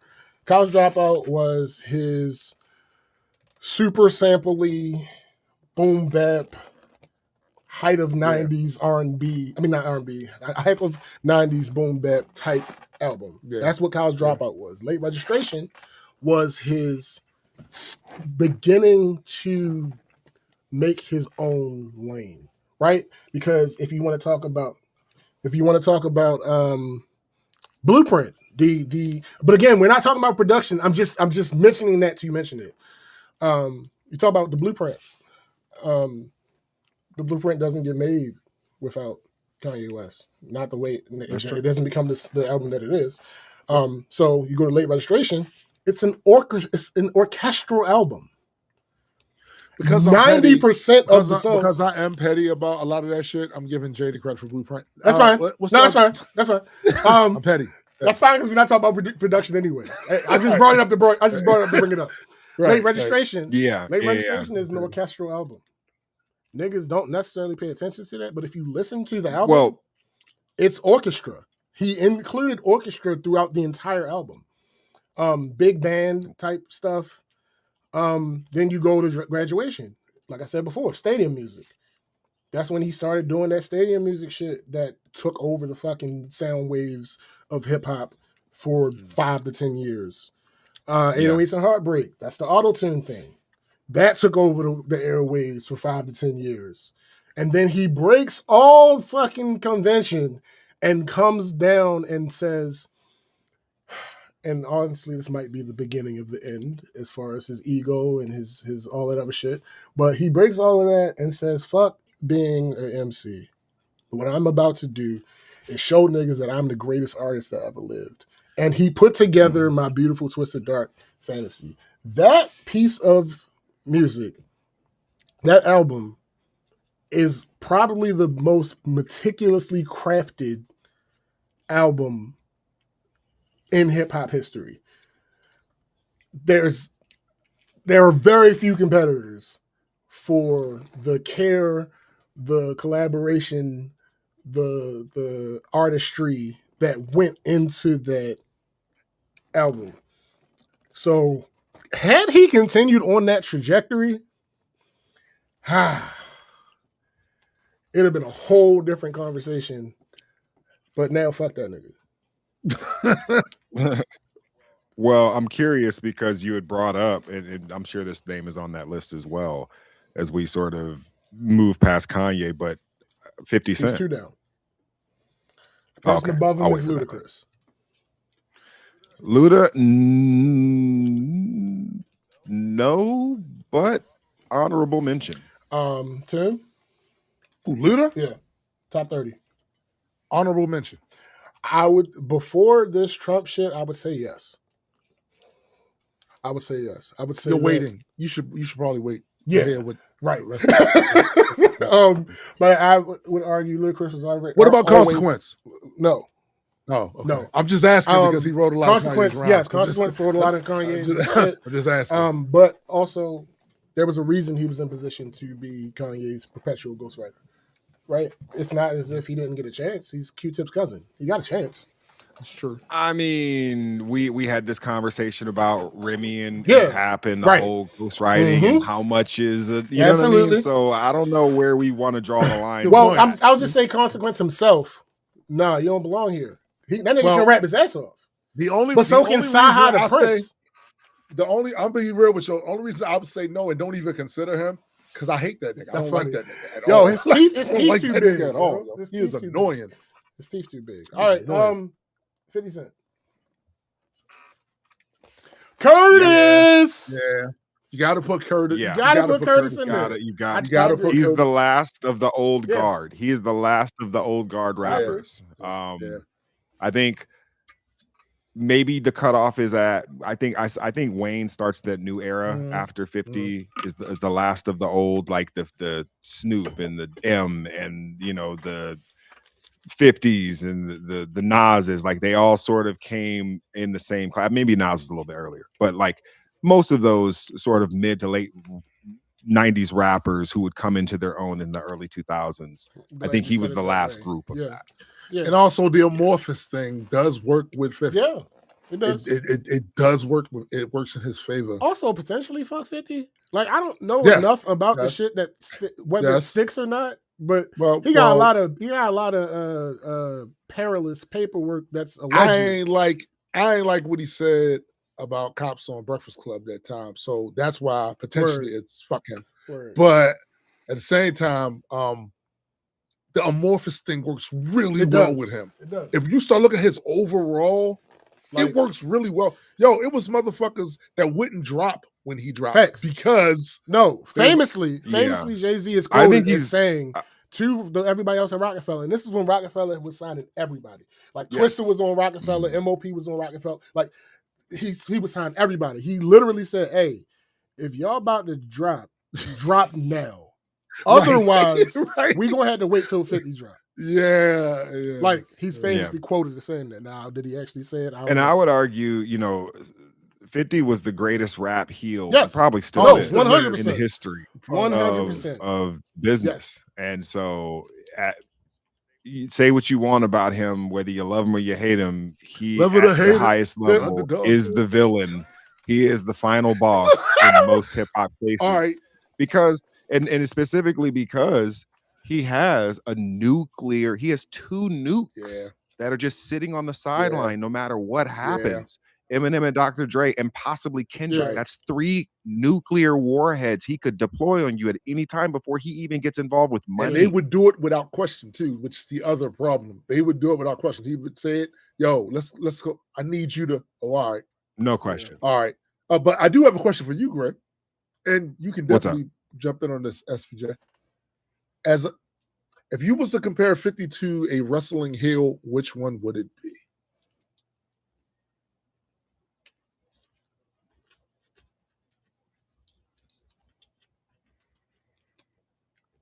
Wow. Yeah. I think he is, And it can be era too. You a wrestler in a particular era. You can separate it by that as well. Well, all right. What do you say, SPJ? Roman Reigns. Oh, Roman Reigns.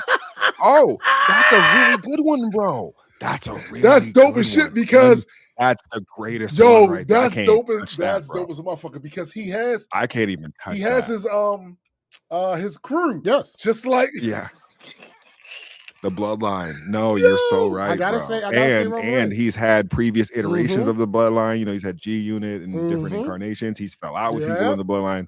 That is the greatest concept ever. Roman Reigns. I can't touch that. What about a certain era of Triple H? That too.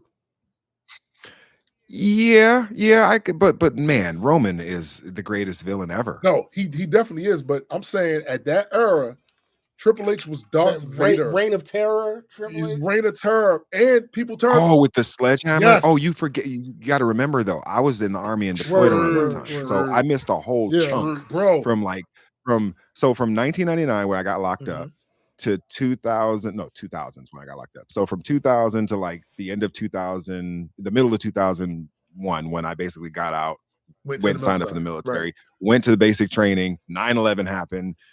He basically was deployed 3, 4, 5 months later or whatever it was. Right. And so you missed a lot of that. I missed a lot of pro wrestling during that time, bro. I came back and there was just a whole new era going on. And it was different. Yeah, it was like PG and shit now. Yeah. Hurricane was choke slamming Kane. Listen, I'm telling you, what the hell was Triple going H on. Lynn Jacobs. Supreme asshole with a clique that was jumping the everybody, McMahon and Helmsley then they turned era. on them, and it's a lot. It was a whole lot. It was a lot. It was a whole lot. Let me see. Next person is Jay to the Mwah. Jada, I'm putting Jada in. Fuck that. I'm putting Jada in as well. Top 5 dead or alive, and that's just off one LP. Yo, I'm gonna tell you, I'm gonna keep it real with you. One of the things that solidifies him for me is his Beanie beef. Yo, I remember riding up Security Boulevard. Yeah, that matters. And my man's Wick was playing that shit, and it was going back. I was like, yo, these niggas is killed. That was a legendary moment. That you know how you have certain parts in your memory that are etched that you don't forget, and as soon as you think about it, you right back there. Riding up Security Boulevard, listening to Jada diss Beanie. It's crazy. It was Lowe's crazy. casket, only thing left was a braid or two. You forgot reason that you signed to The Rock is you listened and you watched and listened to the locks. Yo, he was going all it takes is a gun and a bomb, but I got you on tape. Hard Knock Life Tour hugging your mom. Like, yo, he called him a fat stinking nigga. I was like, yo, what bitch want to lay with you? Oh my goodness. Yeah. I remember that. I totally forgot about that. That was kind of that was a weird kind of subliminal until it wasn't. Yeah. And then it just went and it exploded. Yeah. And actually it was bigger than rap for for a slice of it, because I've heard him talk about it afterwards.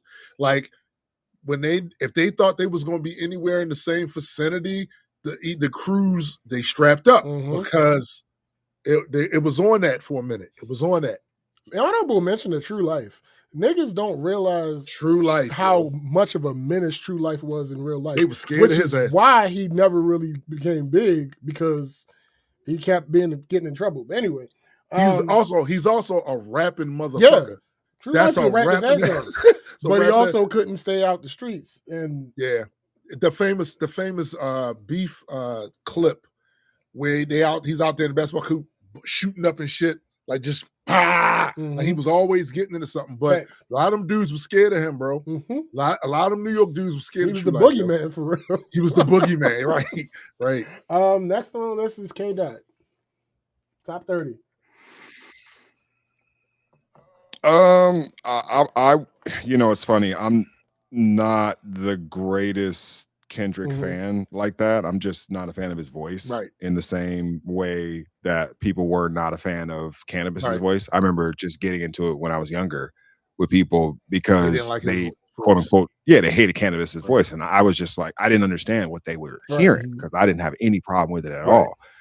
And oftentimes it's that way with Kendrick with me. I have no problem with his lyricism. I have no problem with his technical acumen, his fundamentals, none of that. That's all time shit. I just don't like his voice. Just not a fan of his voice. And so it makes it harder to enjoy what he's doing. He's got a couple songs. He's got a couple joints. He's got a song with Busta Rhymes, I think is dope. He's got a couple songs with a couple cats that I'll say it's not as The one you talking about, the disruptive one for with me, the Jackson 5 sample? Yes, that on shit Busta's crazy. album. That shit gold. His verse That on shit there, gold. I'm not gonna lie, talk. His verse on there That is shit so crazy. gold. His verse on there is outrageous. That shit That's gold. easily the best Kendrick verse I know. So I'm putting. So when people are like, "Can you cite a Kendrick verse?" I'm like, "Have you heard his verse?" Because here's the thing: Busta is one of the few people that I believe who has actually taken a track from Eminem. Like he was on a track with Eminem, had a superior verse, in my opinion, had the superior verse on the Eminem track. Some people disagree with me, but I think I can find enough people who agree with me on that case. But you're talking about a Kendrick who out-rapped a Busta who out-rapped an Eminem. That's pretty high level. Pretty high level. Facts. Pretty high level. So I'm not saying that I don't think this dude is lyrically capable. He absolutely is a swordsman, but I'm just not a fan of his voice. That's all. So are you putting them in top 30 or not?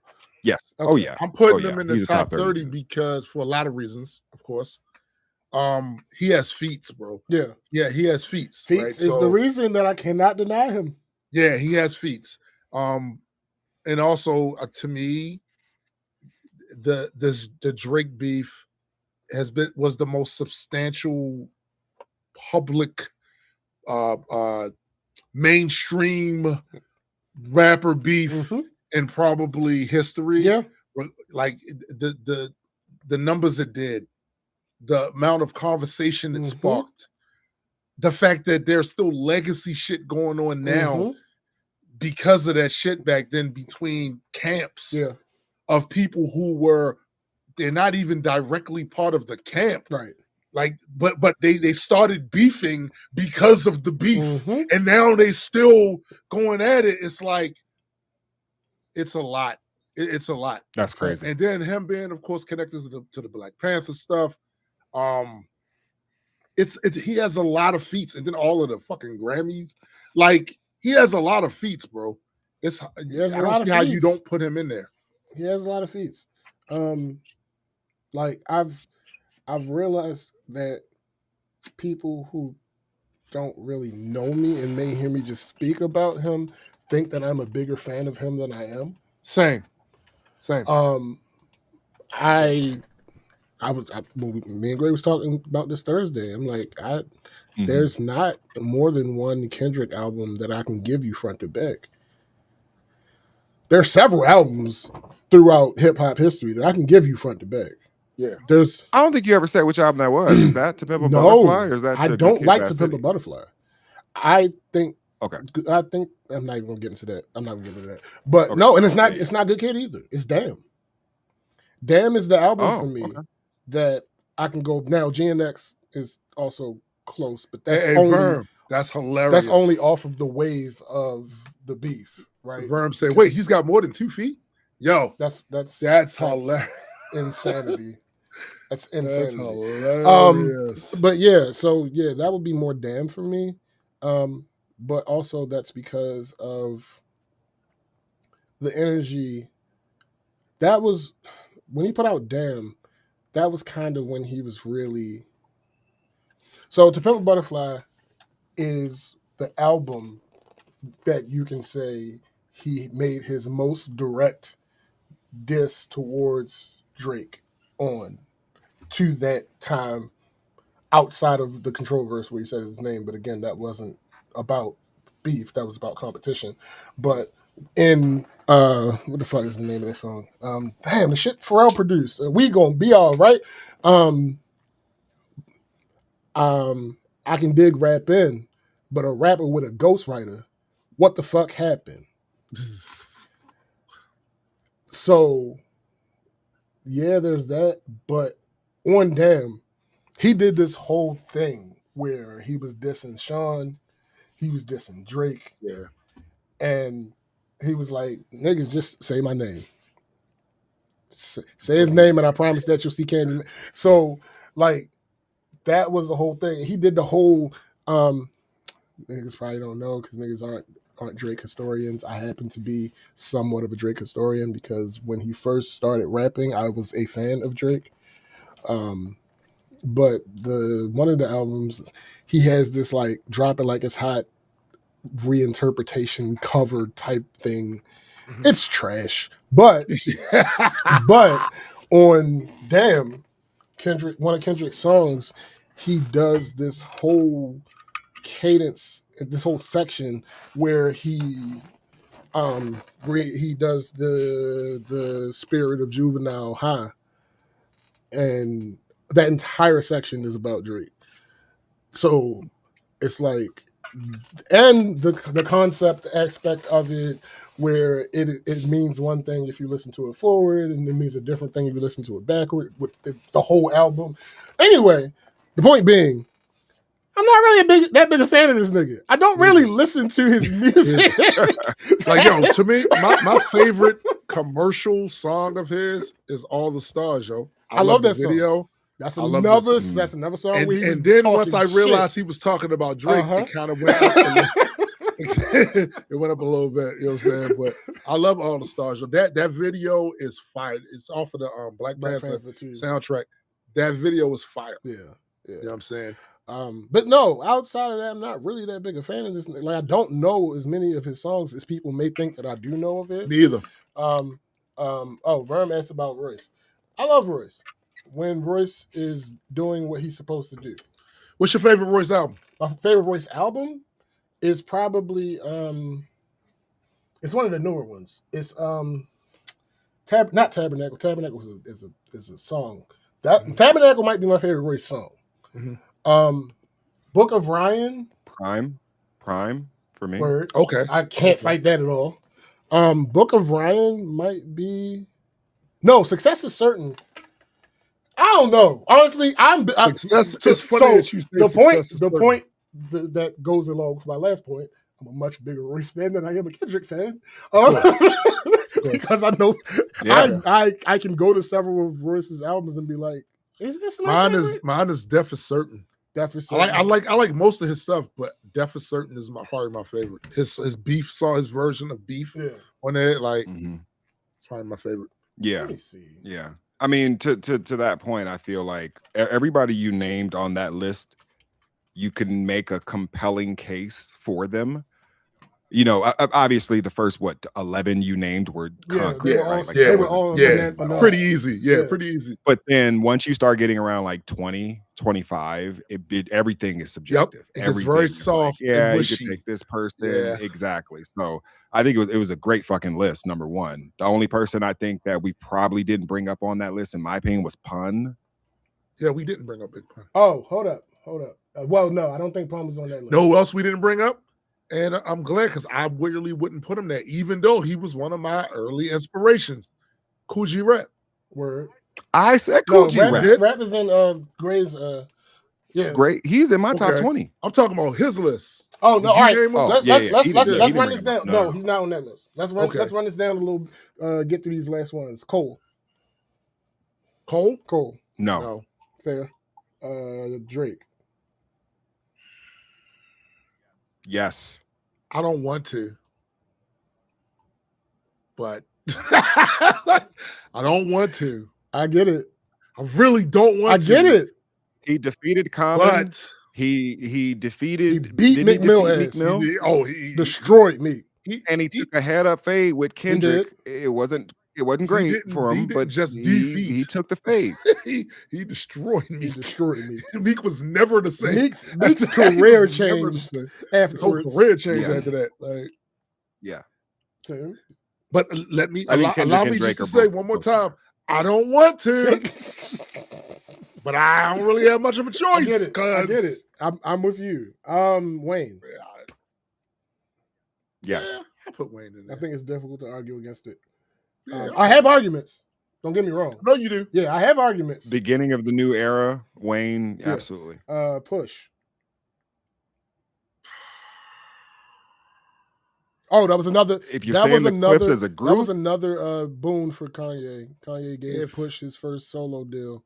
If you say Clips as a group, I have a harder time saying no. mhm. Push by himself, I like Push. I do. I just Me don't too. know. I think if he keeps putting music out, put some more out, like the shit him and his brother just went out there, I might, Okay. because I know what it took for that. Ballerinas To do what doing it did. pirouettes inside of my snow globe. No, that's not. Okay. Mm-mm. All right. Future. No. I'm not putting him in there. Rick Ross. I'm not putting No. him in there. Nicki Minaj. I'm not putting it in there, but I know people that would. Unfortunately, and I mean, I'm not a fan of her content at all. I think she's got skills. I think she does come from a decent lyrical school. I'm gonna put her in there. Not top 30, but like if we maybe top 30. She might be a top 30. So I just I like to can point also- out. She might be I a just top like to 30. I can Still, also man. say that someone could make a positive argument on the fact that we don't have many women in here. That's Like, it's facts. like we completely I ignore agree. all of the female That's MCs facts. and That's shit. facts. Well, I think that's because we intentionally did that. I think if we would have said let's include, Yes. both Right, genders, right. I think Yes. Queen Latifah Yes. would have been in there. I think MC Yes. Light would have Yes. been mentioned at Yes. this point, So- right? Yes. Like, so I- no I- one's disrespect. I said raw Yeah, nigga, yeah. so. True. I'd like to still man my earlier Kanye argument because the reason that I would argue that the reason that Rick Ross and Nicki Minaj are even considered on this list is because of my beautiful twisted dark fantasy. Yeah, they both had standout verses, if not their best verses, Good point. on that album. point. MF Doom. Yes. Look. Oh yeah, He goes in. absolutely. He goes in. I'll throw people out. He goes in. Bun B. Yeah, he's going. Who? Bun B. I like Bun B too. Me too. I like Bun B too. I don't know. This is hard. Difficult, right? This is hard. There's 3 more after this. Because I'm saying yeah. I'm means saying yeah, dog. He doesn't. Discord, mean the this is same not- to this me is not as ranked. his fans, but I like Bun B a lot. Yeah. Discord, this is not ranked. This is a isn't ranked. list This isn't of in any people order. This is who just could potentially yeah. be in the top 30. So Right. if you Yeah. count it, it's more than 30 people. All right, for sure. potentially. I do want to kind of put him in there. Let's get it started like transmission and alternators. Got the keys in the back for Yo, whoever Bun you B call is the crazy, greatest, yo. breaking them down from the biggest bitch to the smallest He's haters. dope. Yes, He bro. is Yes, dope. yo. Yeah, I think Yes. About to yeah, serve he these has gotta niggas, go, call it for sure. waiters, got my mind right, money right, ready for what? Yeah, Bun, listen. You know what the problem is sometimes? the problem sometimes is some of the people names we put in here are God tier. Yeah, absolutely. So, Right. you know The what I'm saying? problem When you is got- we're not talking about lyrics. Yeah. That's the God problem. That's These are the problem. God tier lyricists on some of these instances, and Yeah. we have to worry about whether we want to put them in because we're not just talking about lyrics. Right. Pimp C, Yes. I wasn't a Sweet huge Jones. fan, but I would put them in there because I think they are the southern equivalent to Method Man and That's a good Redman. point. I don't That's a- disagree. oh I my don't disagree goodness. with that at all. yo, that's an incredible I don't point. disagree with that at all. In fact, they're closer to Method and I would Red say- than Outkast everywhere. Yeah, Yes. Yeah. Yes. absolutely. Yes. E40. E40 is in there. I'm putting him in. Top Yo, 30, man. That's listen. I mean, sheer like, output he should be- alone. He had a whole segment carrying on his back. Yo, he had his the hyphy movement, number of albums, longevity, influence. These are reasons. Yo, his slang. Yeah. His slang alone left the region and came across the country Indeed. and shit. Motherfucker saying his shit, who never heard his music, saying his shit. I will never argue against the dopeness of E40, Right. but some of the names that we have mentioned before, and I That's the think problem. if That's the I'm saying Nicki, yes, E40 also has to go in. But I'm saying some of those names are Gods. Here's big the tough those- names. here's Those are the- gods. Let me push back against that though. Because Yeah. of the nature of this list, we aren't comparing people to each other. Right? Yeah, but because our that would be mind, unfair. Our brain still It's- does the whole. It's that you want to, but that doesn't go along with the list because different And people are you- in for different reasons. Here's how I'll qualify that. If you get to about 30, 35 people and you're like, the list capacity is 30 to 35, like you said, my top 10 has 15 people. Let's say my top 30 has 45 Yes, people. I think this that. list is Glad about 45. Yeah, I think this is about 45 right? long. This list is probably about 45 Yeah. people. And we didn't bring up, other people, in my opinion, like Raw Digga or Lady of Rage or Yeah. Bahamadia Maya. or Jean Grey or like Yeah. a lot of those people, right? Yeah. So, but to that point, if I only got like a buffer of 14 to 15 people and we start cutting around the edges, True. who in the hell are we How cutting out of would you, this how thing? would you feel if 'Cause- I could tangent? It's just because you said it. How would you feel Mhm. if I could prove to you that Kweli Ghost wrote for Jane Grey? Then it would change my opinion on Jean Grey. Okay. Mhm. I'm an evidence-based creep. Missy Elliott should be in Yes. the conversation too. Missy Yes, Elliott- Missy Elliott should be in that conversation. Missy Elliott should 100%. absolutely be in that conversation. Again, Oh, before I get out of here, because I got putting shit on, putting a genre, kind of a genre, her own mini sub-genre on her back. That's Missy Elliott. That's Missy Elliott. Yeah. Discord, go away. I got a Discord, go name. away. He said Doja Cat. Hey, Discord, Get out. bad Discord. He's Bad. hey, they told you to get I'm out. a cow. Dog. I got a name. Who was the name I was actually There's gonna one more say? name on this Oh, list. by the way. yeah. There's one more name. Oh on no, list. this is a name no one was gonna say. This is a name that instantly gets a no, but just I want to know how much of a no it gets. Magoo. No, listen. Wait a minute. Hold on. Out of the two, Magoo was a better rapper than Timbaland. You Yes, but that is blasphemy. Nah, B. Magoo was a better rapper than Timbaland. yeah, That is okay. sacrilege. That is Absolutely a better sacrilege. rapper than Timbaland. That is not okay, even. but 100%. since this is Without- amorphous, Timbaland was also making the. Oh no, facts. No, listen. No. Hold up. No, we I'm can't not skip talking over about. that. I'm not talking about impact. Absolutely. Come the fuck on. There's no way. Magoo was a better rapper than Timbaland. Magoo is one of the worst. I just one of broke the worst- Ray's brain. Magoo's one of the worst rappers ever. Magoo's a better was rapper in than the Timbaland. Silk. I would argue. Magoo and Silk the Shocker were probably That's hilarious. equivalent. I would argue that Magoo and Missy probably wrote most of Timbaland's rhymes. That's possible. And if that's so, I wouldn't be as shocked if but he's also a came out producer that though. was the case. He's a producer, so Yeah. we don't give them the same. Oh no. Yeah, no, it's not a knock on Timbaland. I'm just saying I wouldn't Yeah. be shocked if Magoo, Missy, Keep going. and maybe Mad Skills wrote most of Timbaland's rhymes. I remember Mad Skills.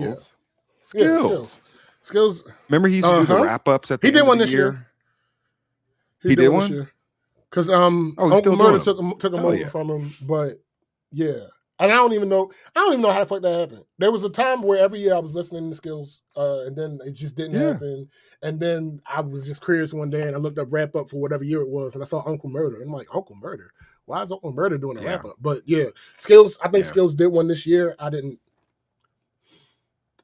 I think that Skills has ghost wrote for a lot of people.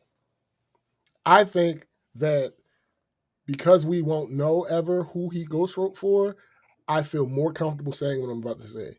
Listening to the wrap up that he did this year, it's okay for you to stop. Yeah. It's okay for you to stop writing.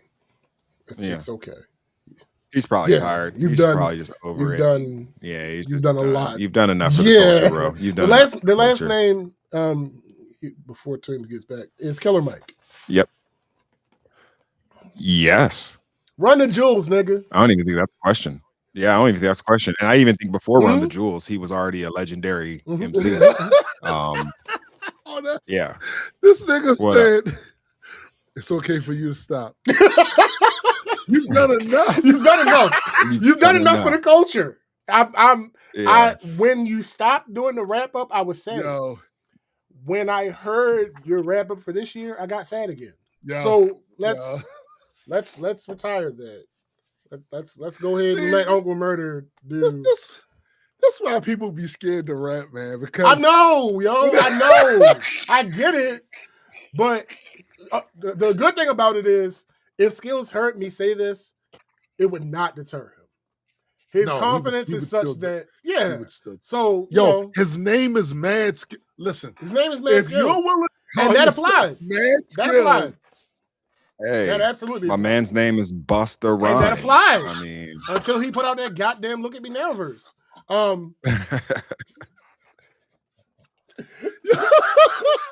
So yeah, that was the last person. There are definitely people that if I sat down and thought would also be in this list for questions about being in this space. But I will say this, especially before Greg go.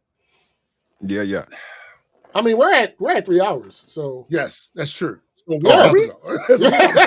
So look, the show is ending.